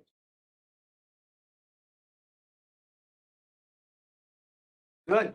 And them do their Good, work. because we gave us that. So now the tax stuff, she gave us that list that everybody has in their packet. That's pretty much what we can do, isn't it? The outline, Do yeah. that tax need update. The tax deed update, that's now in Bob's work. Yeah, Kim? Good What's on man, the list? good man. They gave us that list and pretty much we skipped a year. Is what he's saying. Is what Amanda told me. We had to skip Well, a year. Because of Right. COVID, we had to skip a year. That was So presented to the committee. kind of, we would, but we said we wouldn't offset the payment was all on that part of it. If we remember, we wouldn't offset the payment to October. We made them stay the same payment time, but the other part got done. So, so the new deal is September of next year when it all comes to it. She said there's wasn't very many as of last week. I think it was under 15. That was that low. She's gonna get the numbers to Bob for our next meeting, that account, how far down it is. It's almost zero. That'll really be nice. She can go back 8 or 10 years and show how much was really in there. But Yeah, so it sounds like the process will be stuff from 2017 and 2018. That will so come. they'll have 2 years, but they don't have that many properties when I drive to it. So it's really been good. Okay. So that one we have to list. Now, number 11. Ad hoc. Thank you. You running this part too for him? I'll do whatever Supervisor Olson wants me to do. Do you have a copy of it to put up on the screen or not? The resolution? No. Yes. I guess I'm running the options for a cemetery in the town of Lincoln. I'm all for it. Are ya? That'll be interesting. Do you know what's happening there or not yet? I'll get it up. Just one second.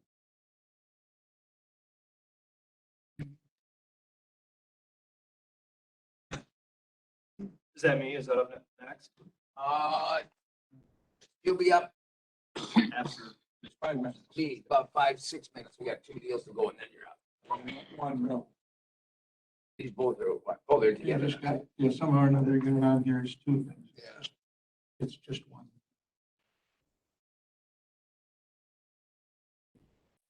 All right. When I read it. Yeah. seen the agenda, it's like, I'm pretty sure they're all tied Yeah. into the same thing right there.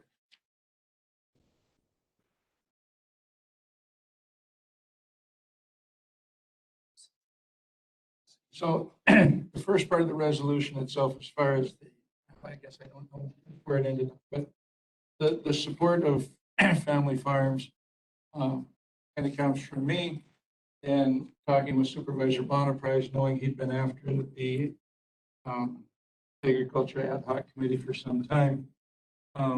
We went after both of them at the same time. And hopefully lay it out on the ad hoc committee. They're just numbers picked out. There isn't nothing scientific to them.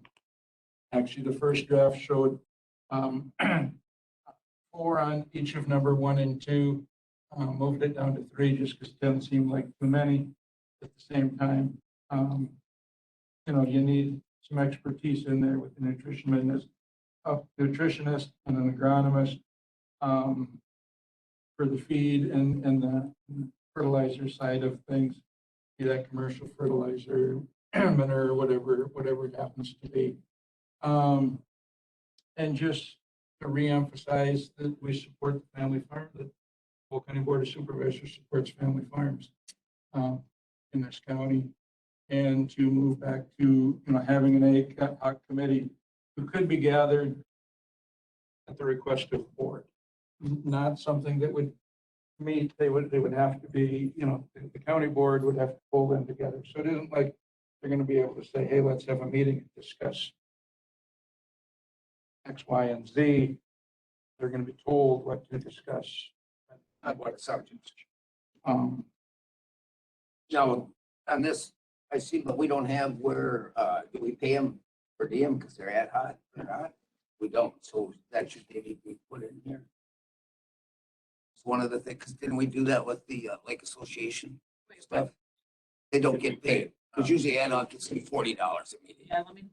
Yeah, but, for example, P-TAG, you don't pay them. I think we put that in there. let me I check think our we rules. specifically mentioned that in there, Our rules that of they were order. volunteers, not being paid.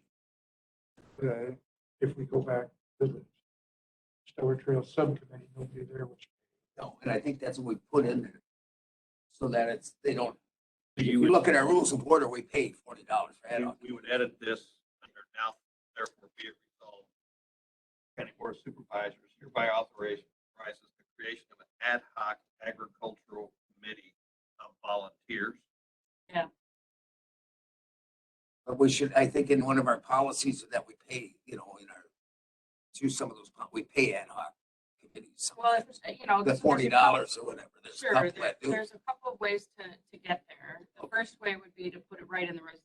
The second would be when you are doing your new rules of order at the next organizational, you could make it clear what committees, ad hoc or not, get any type of per diem. Or when you call, when the board would say, hey, we've got the issue. I mean, what if it's a big issue and they're going to be spending 4 or 5 hours? Maybe at that time you say, we're going to allow do per get a per diem diem, yeah. for this meeting.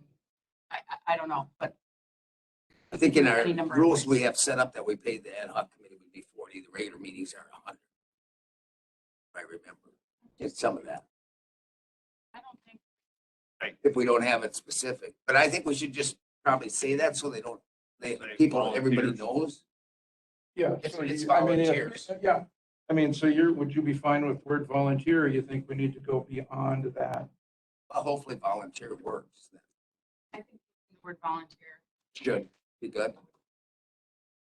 make it. Just if we find it in one of our policies, then we should just address it then. If not, I thought we had to deal with the ad hoc committees that we set up. I don't see the word ad hoc in our. Okay, maybe it's in a paid policy or something, but we set it up because we set up our own per diems and that is $100 meeting. I thought some other meetings were 40 and stuff. Lake Association, once we took them off. Because if you go to a lake association, you don't pay. Right. And that's anybody that's approved for it. So. Well, maybe the word volunteer if it doesn't come up. I just Yeah, thought let's do maybe that. maybe if But I that, got That's pretty simple. I don't want to interject here. First I've seen it, kind of appeared while I was on vacation. When you get vacation, He just took it. He didn't care. we didn't ask. Who runs the meeting? If this ad hoc committee, are we going to, I mean, is this something where staff is expected to go run a meeting? Or is we select a chairman of this committee? Talk about those things. I'm just curious how this is going. Good thinking. Huh? Good thinking. Well, should somebody from this committee just run it then? If they're gonna go to us, somebody from this committee. Is it, you know, I'm just gonna, Is is that it Bob, is it Eric, is it, you know, one of us? I mean, I think it would depend upon the topic you're asking them to address. But you're just talking about running the meeting. Yeah. Yeah, like chair of it, maybe they would. Kind of have some order to it then, yeah. I see. Structure of the position, you know, because if you're signing up for something, you kind of got to have some sort of. Yeah. what was that? That's the way the president had. Well, why wouldn't it make sense to have the agricultural member of this committee to be the chair of that committee? That might be one of the finest legal thoughts. It didn't come out of the town hall legal department? On a volunteer basis, correct? The FSA will conduct that meeting. Can you handle that? Okay, it's in there. Or any future FSA member. Right, Justin? Can I ask what you mean by family farm? What's a family farm versus a whatever farm? By the family. So it So could be, everybody's saying they're owned by China. Well, then those don't have to show up. Yeah, I mean, I have a family farm. I believe the Woods have a family farm. I can't tell you how many, I can tell you how many owners are in my family farm. But I can't tell you how many of them, you know, yeah, how yeah. many Woodses are family farmers, but, you know, we hear a lot about industrial farms and one thing and another, but family farm, it's like saying an industrial farm. I mean, you can say, well, farm should be X amount of size. Well, I'm the only farm left in Clam Falls, so I'm the biggest, I'm the smallest, I'm the most in between, but I'm still a family farm. You're the only dairy. Uh, You're the only dairy. yeah, I'm the only dairy farm. Yeah. By North Korea. Me, Does it have to say family farms or does it just say an egg committee? And I'm just asking. you're on, she's on a different line than you, I think it's, I mean, because it says support of family farms and a county ag- Right on the- agriculture. so should it just say in support of County farms agriculture. and county agriculture? I'm not trying to split hairs because you're splitting No, hairs at the end of the day, but I saw that in.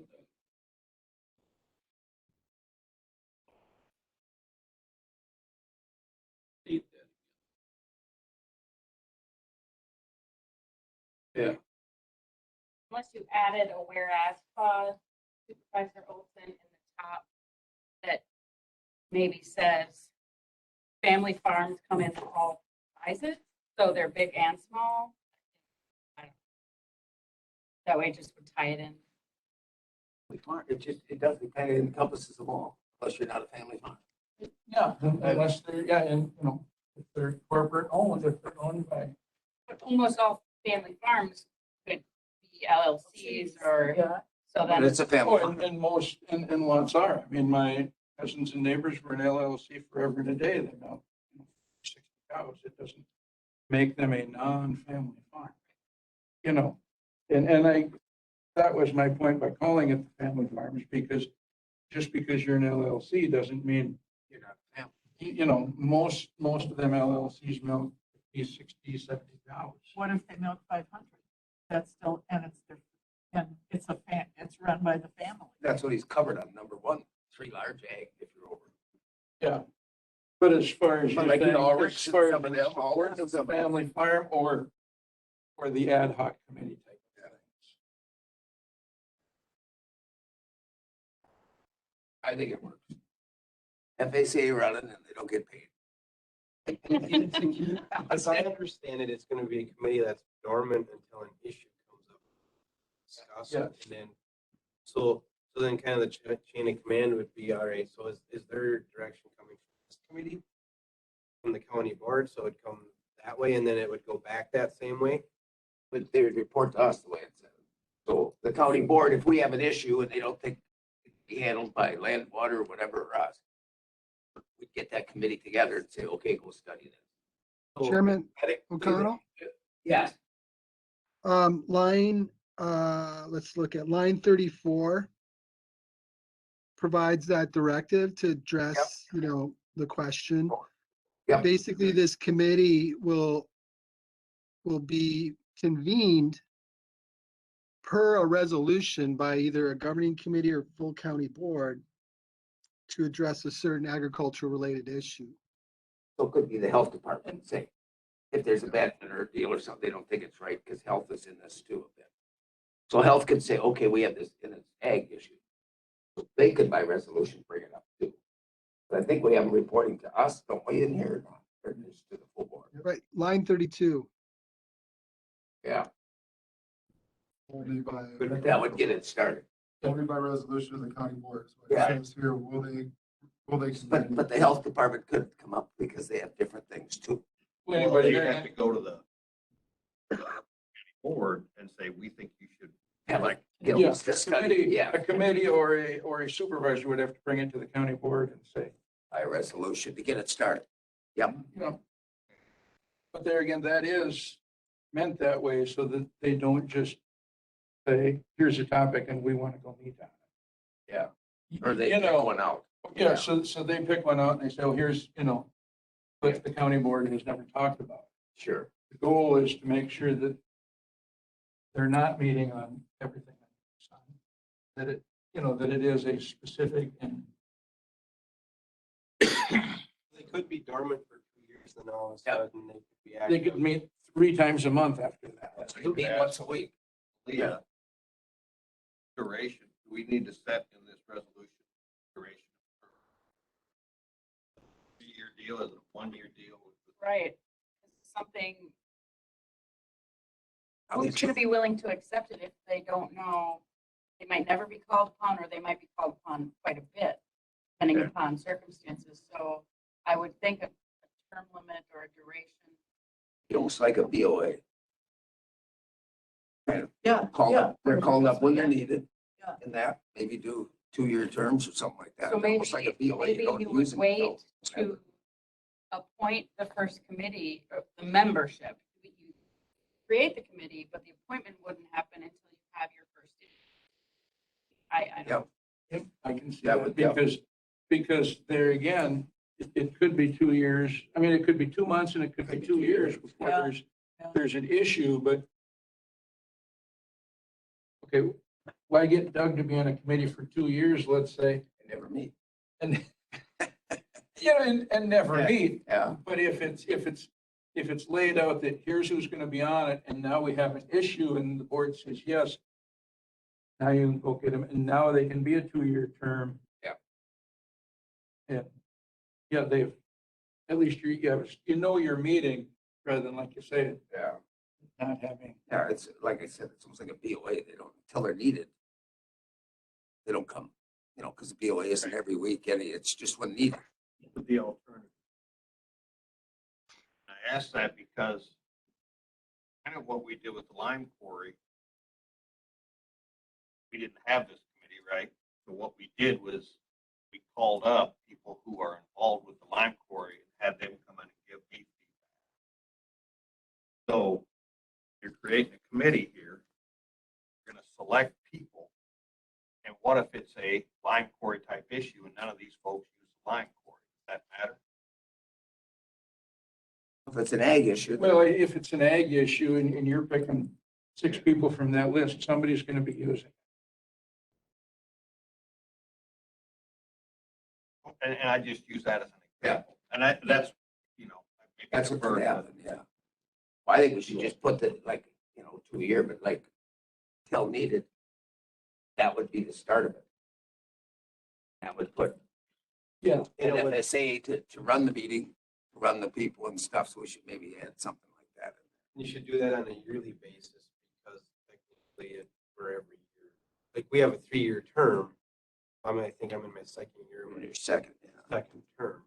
You have a limit of 3 terms. So, I mean, you could end up with a different rep. So it could just be Yeah. run by the FSA rep, and By then the FSA rep. if you're gone in a year, if you're gone in 3 years. 7 years or whatever it is, It would be that rep. it would run it. be that rep that. Yeah, not a specific name, it'd be the position you're in. The position would be the head. Yeah. Yeah. Position would be not Right, a not specific the person. position and not the name. Yeah. So then on how you pick the committee, do you see it's Administrator. And it makes it more Put in neutral. here that the administrator does. I Make suspect the it would be appointment. similar to what we did with P-TAG. Advertisement. Yeah. Yeah, there again, if the board said, bring this committee together, it would take some time because then initially it would have to go out and say, we're looking for. Yeah. Here are the individuals that we're looking for. Yeah. You know, to potentially be on this committee. So it would, you know, it would take some time, but P-TAG, we did that in like 2 months. yeah, You don't got that many people together. So I mean, it takes about 2 months. Yeah. But I think with that FSA to run it, possibly 2-year terms, but then not to call it started till it is needed. Get those 3 things added. Be all right. I think we'll be all right. Just came into my mind. Number 1 says only have 6.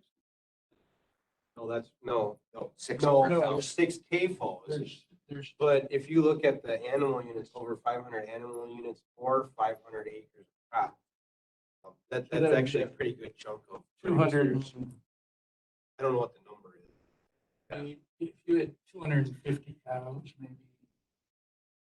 1.4 per cow. Yeah, and 500 heifers are acres. one. No, So 300 cows, 300 dairy cows or beef cows or, but I think honestly, the catch there is the 500 acres of crops. That doesn't really separate. I mean, yeah, you have a few people that are 100 or 200 acres, but most people are over 500 acres. Not most, but I mean, bigger. There's quite a few that have. So I think you'll still find plenty Right. under 5. I mean, Yeah.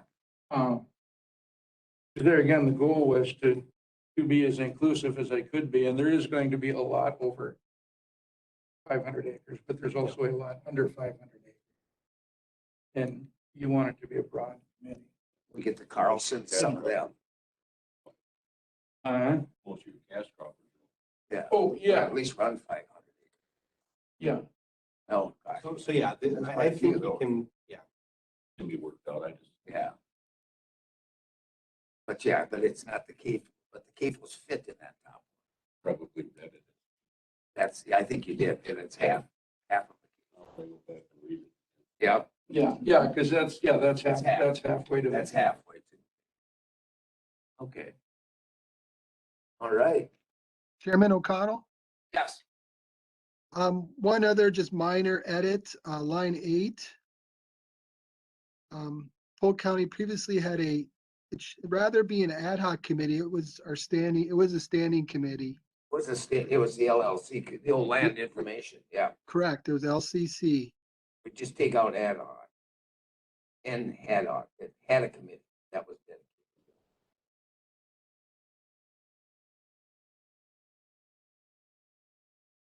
So yeah, it was the old land information. Yeah, before the 2 were combined.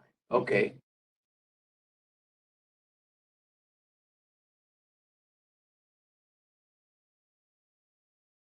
That shouldn't be too bad. So is there any standing issues today, November the 3rd, that you're looking at as far as sending to this ad hoc? As far as when? No, is there anything like sitting here today Oh, that you can see being sent? I'm just, Darts have been thrown for almost 2 weeks. No, I don't, there's nothing that I see on the horizon. I mean, there again, I'll say. Once that's there, we'll find one. You wait and see, as soon as it's there. Just ask. You're looking to get to work right away, are you? Well, it's, Let's just hope wondered it what I just doesn't signed up mirror the one that we had in the past. well, they will. Okay, that's A and B. With those corrections, we could probably still move this forward.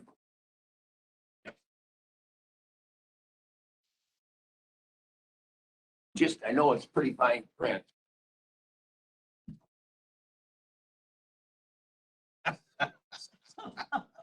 Stretch my legs, you had the delay. I noticed that too. I did it with Adobe e-sign. We're moving to electronic signature so you can read signature. I can actually read it. I know who it was. Not very I big. knew whose side that was. Not very big. Oh, Really little. Better get a bigger font. You just can't do nothing right, can you, Chad, in the signing department? Saying. I know, Go back to I know kindergarten, whose start side it over. was. How will you go to see, Mr. So do we need a motion to send that, or we just sent it? I think we sent it by consensus, didn't we? I don't think motions for that because it needs a little work. I don't know, we don't need a motion to send it, do we? We did by consensus.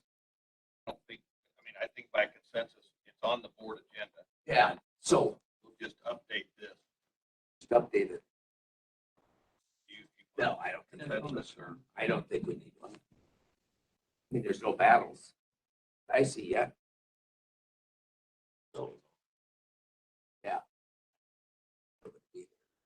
All right. See, Bob, you're still here to help us with this one? No, I apologize for its location on the agenda. It came in at the 11th hour. This is Sure. a emerging issue that, we needed to put on the agenda. And again, I apologize for being placed where it is, but Jason, that's why Jason is here and, Okay, and our speaker as well. all right. My name is Matt Connell. I'm the co-owner of Loving Earth Memorial Gardens, natural burial grounds. I gotta tell you, I had psyched myself up picturing this packed auditorium of screaming, great people. So thanks for not being that. We can be. I was gonna say, maybe that's the next meeting. But thank you for letting me speak. The reason I'm here is because we were notified of a complaint regarding Amory Prairie Home Cemetery, which is just a little postage stamp of a cemetery in Amory.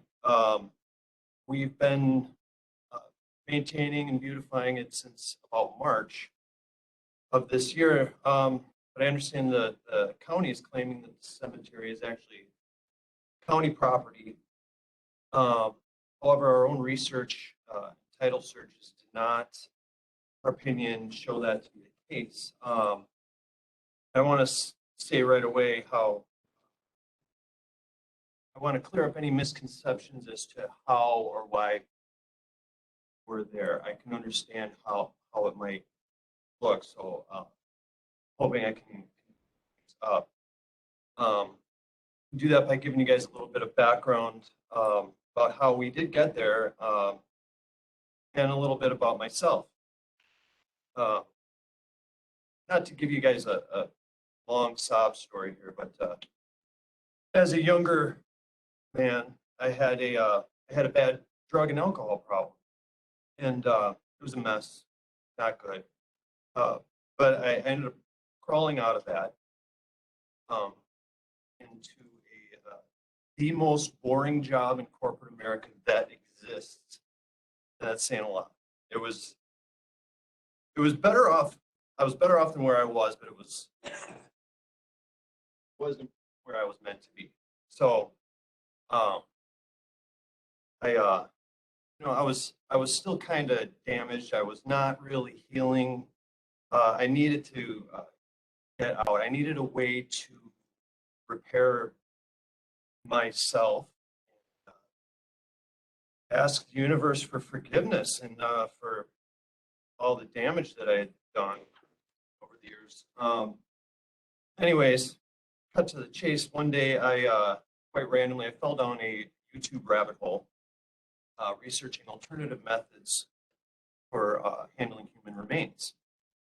and ended up coming across the TED Talks on green burial, which is where there's no embalming fluid. All the body goes essentially directly into the ground. You know, you can have a container that is biodegradable, like pine caskets, cotton shrouds. It's a very ancient practice. It avoids any of the toxic materials and chemicals that are used in conventional burials. You know, it even avoids headstones, which are typically not native stones. They're you know, it takes a lot of energy to transport them, to ship them. So it's a very pure, basic method of burial, and it's the most environmentally friendly option that there is. So after I watched this TED Talks, the guy comes up. His name is Ed Bixby, and he owns a company called Destination Destiny, and they offer all sorts of options for end of life. But most importantly, he owns several Korean cemeteries around the country. So I felt really inspired watching him and listening to why green burial is so important. He demonstrated how it's done. Then it just hit me like a lightning bolt that this was my destiny. This was what I was meant to do right then and there. I mean, I knew it. And at that moment, I had already checked out of my job. Like I was already like imagining how I was going to quit, how great it was going to be. But I got to work right away. I needed to make this happen. I was with the green burial cause and movement 100%. And it was a chance for me to really help people to kind of heal, and not just in kind of a phony corporate sense. You know, they all convince themselves that they're helping people, and they're not. So I called Ed Bixby on the phone, and without hesitation, he offered to help me. He said, I will help you get started. You know, find a way to get it going. It was, you know, he saw that I was determined to make it happen, and you know, it was tough. I didn't have any money, not a lot of money, anyways.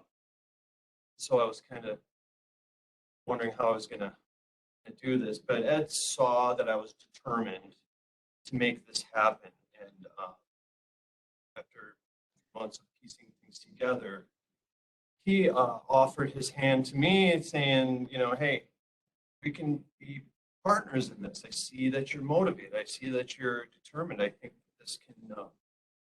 this can work. So we started searching, and I was then a part of Destination Destiny. We've since created a new LLC called Loving Earth Memorial Gardens, which Ed and I operate in this region.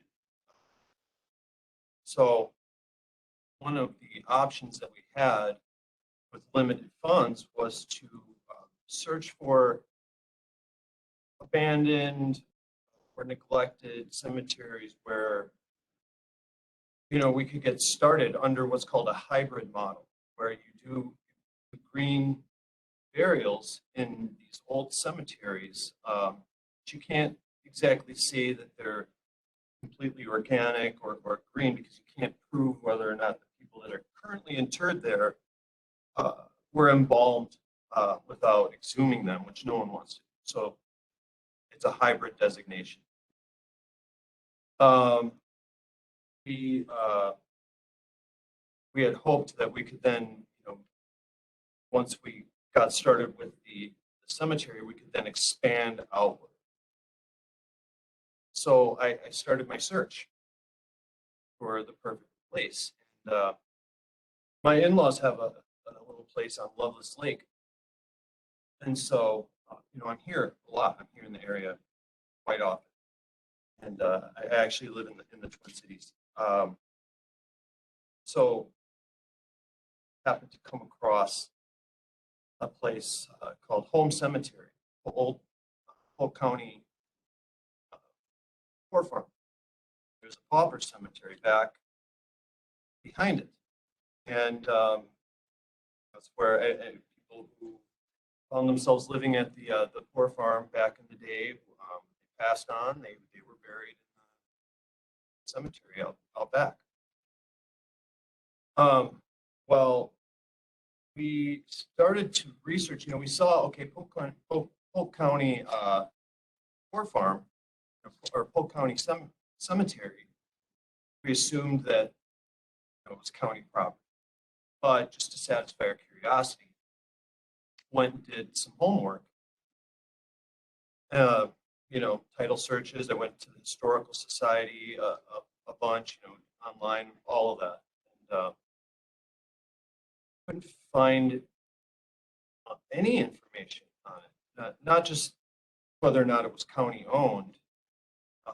We didn't see any evidence of that. It was in a title abyss. It did not even have a parcel ID or anything like that. It was a gray box on the map, just empty.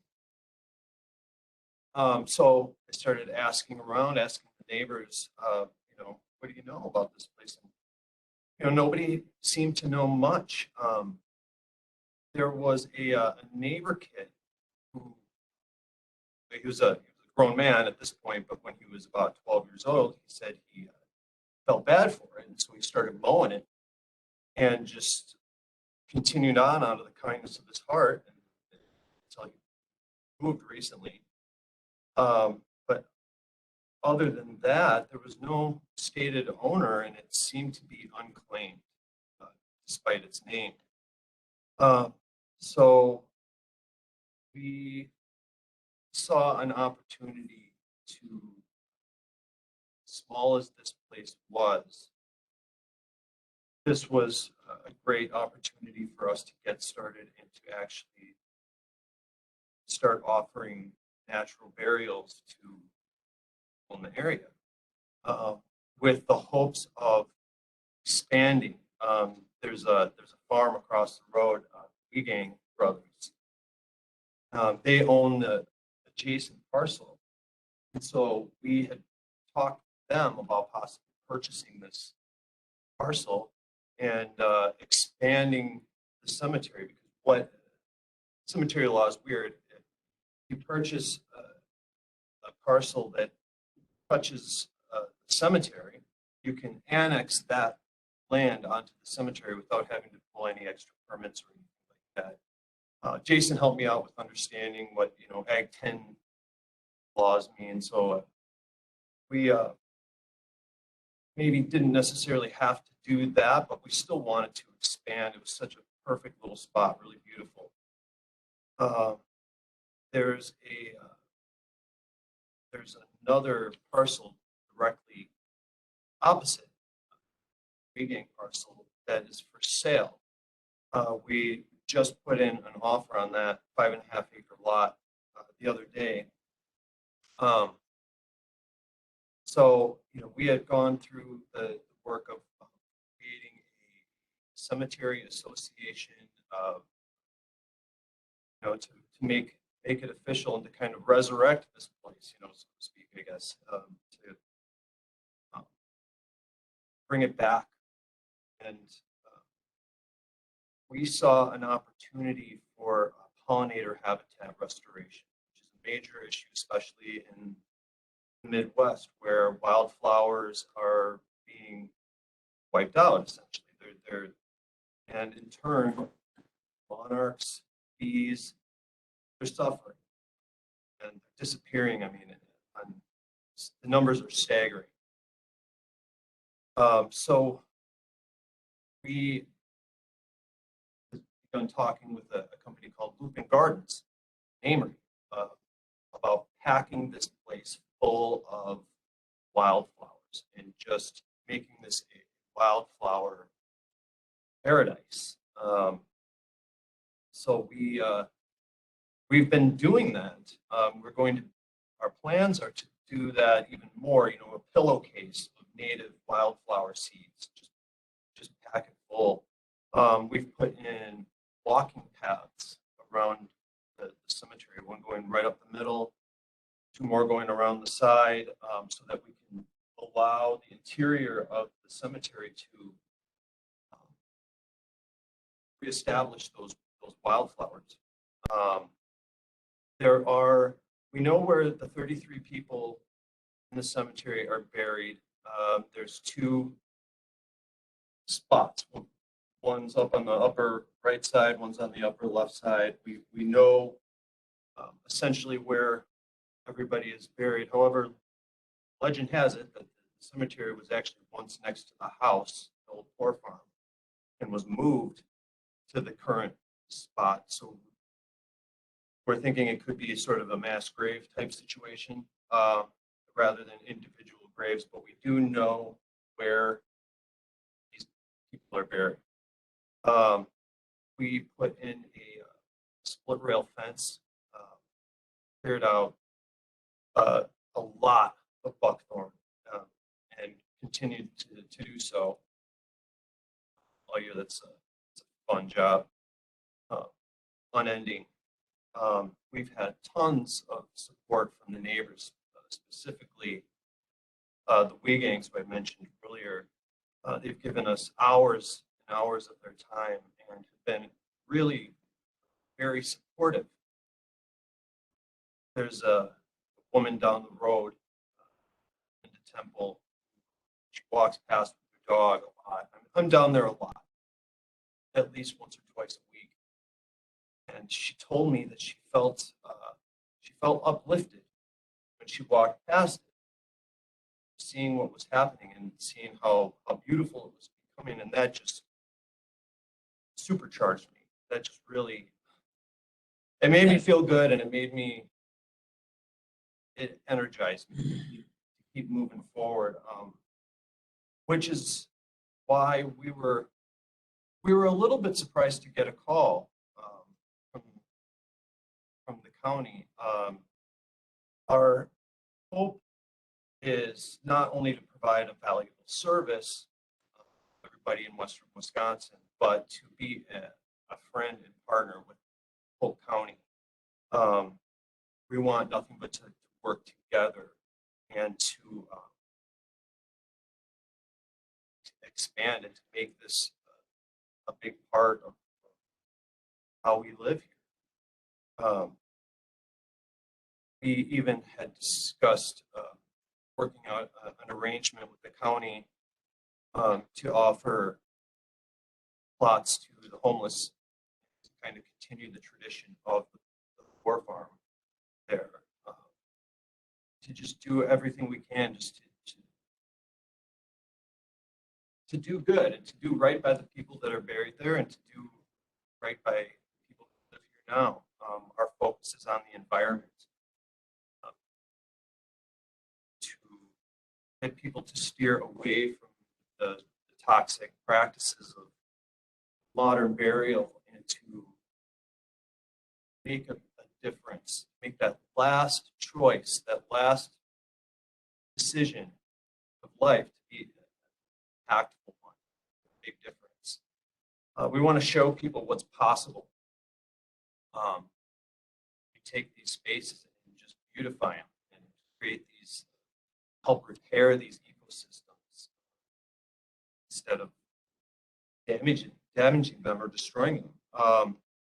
We do believe that we are there rightfully as the Home Cemetery Association, like I said, for the betterment of the environment and the community, but we are definitely willing to discuss this matter and hopefully settle it amicably. So I open the floor to any questions. But I do agree. Be able to pull up any of those photos? Not so far. Okay. Let me see if I can. See, there's a parcel ID number on that lot. There is now. There is now. We went to here. It registered. Yeah, we registered it. It has a CSM value, but now whose name was it registered under? Polk County's? It's under Polk County yet, that parcel ID number is the Polk County ownership. Okay. Where's the 5 acres they're looking at? That's Volga Township. On Volga, isn't it? Lincoln. It's in Lincoln. It's around the corner from the old Volga Cemetery. Where our complaint actually came through is from the town, and then they had somebody call the town, and then So maybe if I can look at the satellite. So here's the weekend. This is the cemetery here. Like I said, just a little postage stamp of a place. This is the weekend parcel. This is there right here. What we were hoping was that chop off, 3-4 acres here, put in some nature trails over here, and the burials would be long trail. However, the Wiegings are not super eager to sell yet. There's that's fine. This parcel right here is for sale. It's 5.5 acres and is equally perfect. Actually has a lake easement right here, some woods down here, and we would let this go back to nature. We would sell plots along the trail. You take the path of least resistance, find the deer trails, and just mow a path right through there. Put up some signs. We're putting up have plans to put up a sign right here at the entrance with the names of all 33 people that are buried there. Have the split rail fence that's now up front here. We have a sign, the block right up the middle here. A figure 8 right around the side here. Where's the old Poor Farm building? Poor Farm building is right here. You've probably seen it, but it's got a really interesting history. As does the cemeteries. There's Native Americans buried there. There's a couple of babies. There's a pro baseball player. From way back in the Chicago Black Sox era, the whole thing when they had the mitts that were just gloves, just basically leather gloves. But we hope that we continue to work out there, offer burial, the area really.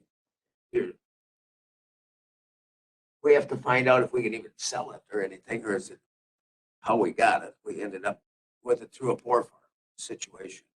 So now, how is it, the CSM how was that created to define it? Yeah, Mr. Chair, I can provide a little bit. Let's maybe get to that so we know what you're asking for. You're asking for us Zoom in a little bit, Tim. to sell it, give it to you, whatever. I guess. We're open to options here. We would like to, ideally, we would just like to continue working as is, All right, so here's kind of what I've been gathering in that from a survey that was done by Josh Younger Land Surveying. The survey was completed and recorded on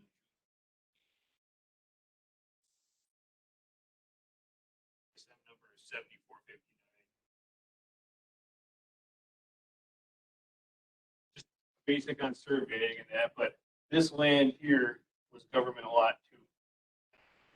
We have a government lot, it's because we have a navigable piece of water. So this would be like a normal 40 or a quarter, if you will. But because it's going up against the lake and it's big enough to take and do a meander line around the lake, that's why they call it a government lot. This government lot, which included that poor farm, and that was a judgment that was done in 1949, and that to Polk County. And I believe at that time it was a foreclosure. And then the county owned it and operated the poor farm out of that location And or actually in 1965, Polk County sold George and Florence wheat gangs here and that government lot too.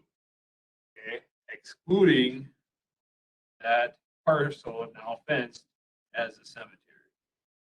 So when Josh did his survey map out here in 2021, he was still able to locate the buried T-posts and that were out there. And he's got those depicted on his lot lines here. So that's how he established the boundaries for that quarter acre. Cemetery, okay. Yeah. Josh was contracted and that through Ed Bixby and Matt and that to do the work. And after Josh's title work that he did, he provided, and then George and Florence transferred it to James and Alan Weegang in 84. So I mean, and in 84, again, it was government lot 2, excluding the cemetery as fence. So the deeds have remained the same going throughout the years.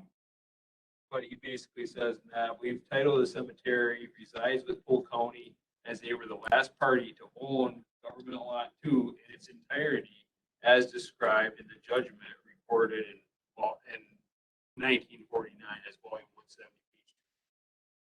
The cemetery as now fenced was then an exemption in all the subsequent.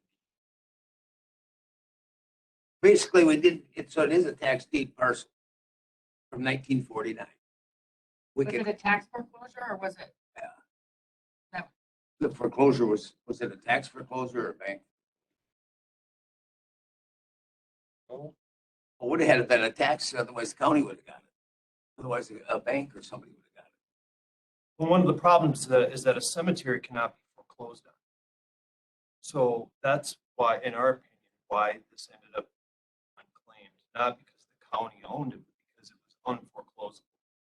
And therefore it became, it fell into a title abyss, essentially. And, it was, I don't want to say it was forgotten, but it was left there, for the neighbors to take care of it. According to the neighbors, and I'm not trying to point fingers or anything like that, they never seen the county out there to maintain it or to do anything. It was left. Did that piece become a cemetery after a poor farm was started? Or was it? During the 49 to the 65 when Yeah. it was ran. That's when when the it cemetery became a cemetery. Then it got, The only thing I don't understand completely about that is some old headstones that look like they have been replaced and date back to like 1909.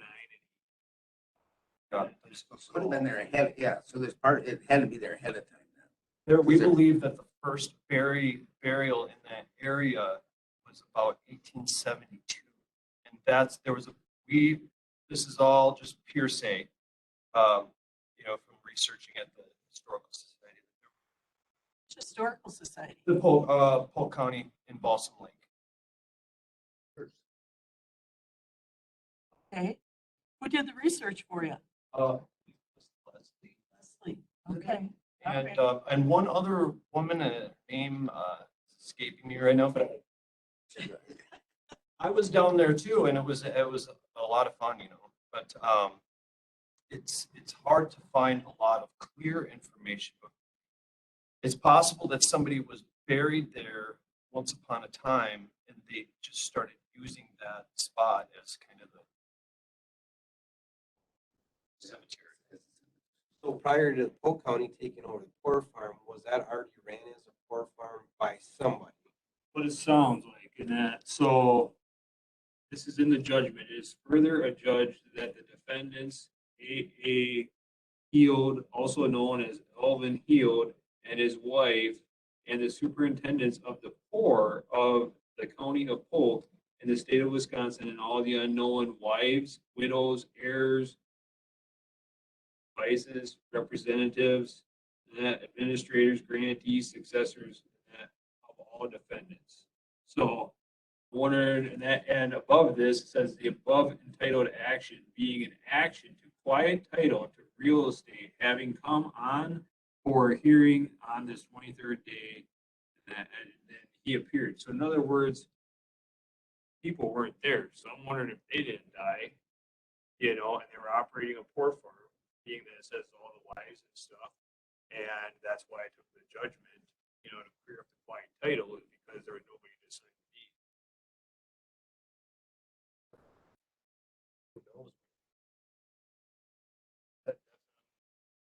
Or of the county of Polk. Have you buried anybody there? No, we actually have not, you know, we haven't advertised really or anything like that. You know, it's all been just about beautifying it and cleaning it up. Are you Over the summer. looking at a website here? Is it the Emery? Oh, yeah, that actually it is up on Destination Destiny's website, but I also have a site now that I just put up for Loving Earth Memorial Gardens, lovingearthmg.com. And I did put it up on there, but we don't show up on Google or anything yet. I haven't done any of the Google Analytics, you know, until we get this situation cleared up. You know, I want to, you know, if somebody had been buried there already, it would be a much more dramatic issue. But we haven't done that. Only the upkeep and permits. So who owns the actual poor farm property now? Or a farm building site. I think that's a HUD house, actually. That's what I've been told. I don't The have farm any to the documents. south owns the land. Wiggins. Correct. They own that government lot too. Zachariah Griffin. So that's a private, Sounds that was, the familiar, county yes. sold that at some point. Well, we gang sold that. And that, so the county bought it all. sold everything excluding the cemetery as fenced. and We then gangs. The we gangs, and then we gangs must have sold this and then Okay. kept the land. Okay. What is it you're looking for? Are you looking for the land? Are you looking for what? What we, Yeah, because we have to figure out, well, we gotta look for a way, we can't physically do the work that they're doing on there, technically. Or bury people there, or advertise to bury, I wouldn't think, because we're looking, Malia, if this was like a tax deed, could we sell it to them legally? Say for $1, say for $10, whatever, or not, so that it would not be under us, or do we have to keep and maintain the cemetery? Under chapter 157, there are specific rules regarding advances of cemeteries, and so I would have to do some research in order to be Before we- confident. Okay. So otherwise, we'd have to have like an MOU that they could run it, otherwise, is what we're looking at. Something like, well, you don't know until you read all that, there's quite a bit I of. think we need. There's, Can't do that. there's specific, I've been on cemetery boards before, Me and there's specific rules around what you can and can't Yes, do with, exactly. so we'd have to understand that. So should I have is precedent that's being set? And so it sounds like in March you went and started mowing the lawn and declared it yours. well, basically, you know, what my partner has done in the past is taken these abandoned cemeteries a few different times, and by, as long as they are not, this is where I wish Ed was here, but do my best. By claiming the land, by setting up this original cemetery association, by reviving the cemetery association and putting yourselves as members, you can therefore take over caretakership of the ownership, essentially, of the cemetery legally. Since there's no one person to purchase it from, you know, there's no one that actually owns it. So it's almost like an old homestead law where you kind of come in, and if it's unclaimed, and you clean it up, you take care of it, you put improvements on it, that yes, you do become the owner. There's nobody listed, Jason, at all? I mean, that, County. the county, The just the county's county, listed. the county is listed, right? Yeah. The county, yeah, because in that, the deeds transferring some of the lands out of the county Except and for that that corner. accepted the cemetery as fence. So that's where that the ownership is retained with the county since Just to clarify, when we came here to make sure that it was registered, had parcel ID, everything, it wasn't placed under home cemetery or Amory Prairie Home Cemetery, put under the county. Correct. What comes up when you hit I it? didn't know that. Tim, put that up there. Just, what does it come up with? Is it on our land list, inventory list? No, oh, it's so new, it is Well, not. it is now. Yeah, it's not Uh, up there yet. Yeah, it wasn't before. There was no ID number, so it wasn't trackable. One of those Right. spots that we've been finding. Well, even that, what it was is that, when they started looking into it, and then Steve and that got a copy of the opinion that Josh Yunker provided, and the survey map, that he recorded. And that's where it was showing, that, and then Steve and that went back and looked through all the old deeds and seen, yeah, the county doesn't own it. So at that point is when the parcel number was assigned and that to it. And if you looked at the mapping is a year behind, I'll say, because it's following the tax roll. So that's like 2020 ownership. Yeah. And then if we went into our actual tax roll for 2022, it would show Polk County's ownership show underneath Polk that County. person. As that person, okay. So I think we have to have Malia look at some of this before we get too deep into it. And because like that, make sure the cemetery association is set up right, all those things have to be done. Or if we give you full rights to it, or if we have to have an MOU, or not sell it to them or not, or. We're definitely open to ideas, any ideas that you might have, we're definitely willing to discuss. Well, I think that's why we have to have legal counsel to say, because I think most of us would say, yes, here. I appreciate Pay for that. the paperwork, it's yours. You maintain it, you take care of it. We've dealt with tax deed land and stuff like that. That's something, but when there's something as a cemetery, I think it has to have some protections. I think we'd want to discuss it. Yeah. Yeah, I would think so. I think so. But we have to be careful. Yeah. Because that's something that has to be protected. Propriety, perpetuity, I can't even say it forever. How's that? Yeah, that's absolutely right. There is one, I don't think this pertains to anything except in my mind. But who actually ran the poor farm back when it wasn't poor? Was that Polk County or nobody knows? that's a good question. Like, I believe in that the county owned the land and then they had like a caretaker in that was in there and then they got to live there and that while they were running the pork farm. Oh, I've understood it from Jay Luke. So. well, what I discovered when I did my title search, reading those old timey, like really swirly cursive, it's like, whoa, headache. But it seemed to me that the owners were the couple from Maine. They were the original owners. They moved out here from Maine, built the house as the poor farm. It seemed to me that they were doing this on their own and potentially have been contracted out by the county. This was like their mission. This was their goal. They wanted to be stewards of the or something was the language that they used. But it wasn't clear whether they were just all owned by the county or if they were the owners getting contracted by the county, which would make a difference. So there's one precedent I want to say. El Dorado County, California, where my partner Ed had done this same thing here. He had found this abandoned cemetery out in the desert that was abandoned, and so he took it over, cleaned it up, beautified. It's really a beautiful place, Westwood Hills Cemetery. But county, El Dorado came and said, whoa, we love this. This looks really great. This is right by the people that are buried there.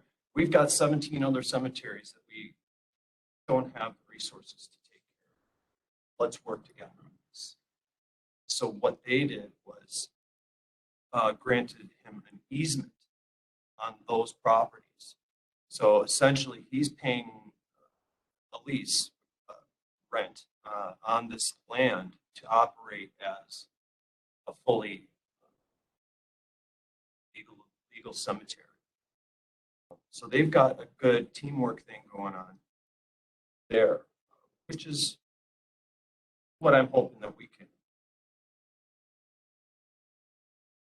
I don't even, are they licensed and stuff? You have to bury, you have to have a license for a lot of different things. That's. Well, there's a lot of regulations. There's a lot of regulations. There's a lot of Let's let her, we'll let legal corp look at that. And we got a meeting in what, 2 weeks? We'll maybe put it back on so that we have that. Oh, that would be fantastic. And it is. Put it at our next meeting too, so that we can get, I mean, it's the first we all heard of it kind of, so that'll get us time to look at it and think about it. And maybe I could get Ed to come out here. He's actually not local. He's in Jersey. So but he's all over the place. I'm kind of the local spokesman here. Okay, that would be something we'll put on our next meeting right now. Bob's still there to help us on our next meeting stuff. I am here. Okay. We can put that on our next meeting and then we'll get a little more research and things done. That's great. That's excellent. I Okay. appreciate that. All right, we'll do that. Then we'll all be as informed as we can be. Yeah, cemetery law is weird. It's something I'm learning new stuff every day. I do know that once it's a cemetery, it's always a cemetery until a judge steps in and says, no, it's no longer a cemetery. It's now a historically preserved place. Like it takes a judge to step in and actually Move it for roads Right. and all that. If it just sits there, then it stays legally a cemetery forever until someone steps in. So Sure. So actually burying people there is legal. And it's it's been done before, but I digress. I let you guys absolutely. Well, if we're considered the owners, we're gonna look at our options before we do anything, I think, to be safe. Okay. So, all right, so you'll be on the next meeting. Okay, excellent. All right, All right, thank you. We didn't need any security or anything like that to step in. That's Yeah. yeah. All right. That's one of the things. Put that under, I want it under Supervisor Olson's name, no, Bob. We'll put it under. Okay. You may want to start. You might want it, but we never know. All right, so we're on, what else do we have to have? We have a couple public hearings coming up too, don't we, Jason? Correct, correct. We'll have a public hearing at 9:15 on the 17th for the rezone Okay. in the town of Georgetown. I'm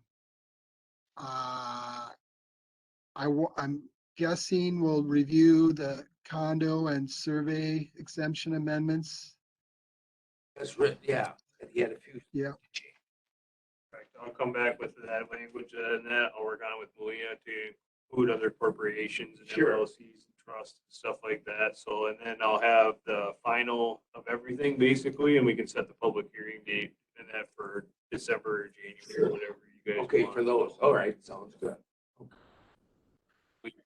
Chairman O'Connell, we also have that agritourism presentation by Sylvia. Yep, that she's coming, yeah. Yep. Then Um, your land and we water, may have they might have pictures of the signs then too, so we can put. I kind of doubt it. All right. Talking to maybe the Low first left, it meeting. won't be.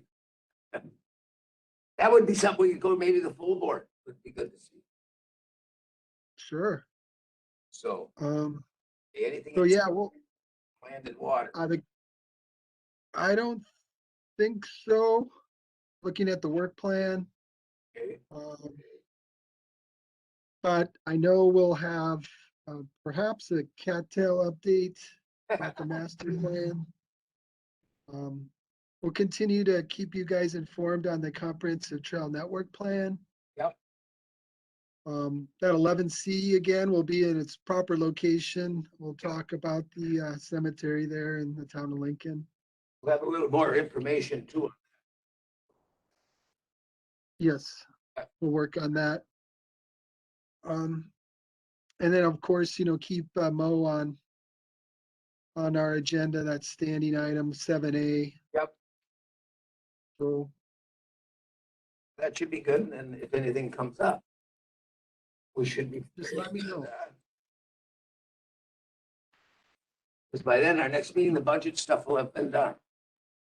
We hope Or so. moved around. The statutes say it has to be. The statute say it has to be done. Oh, it'll be moved around at least. All right. Number 13, Make a motion, we adjourn.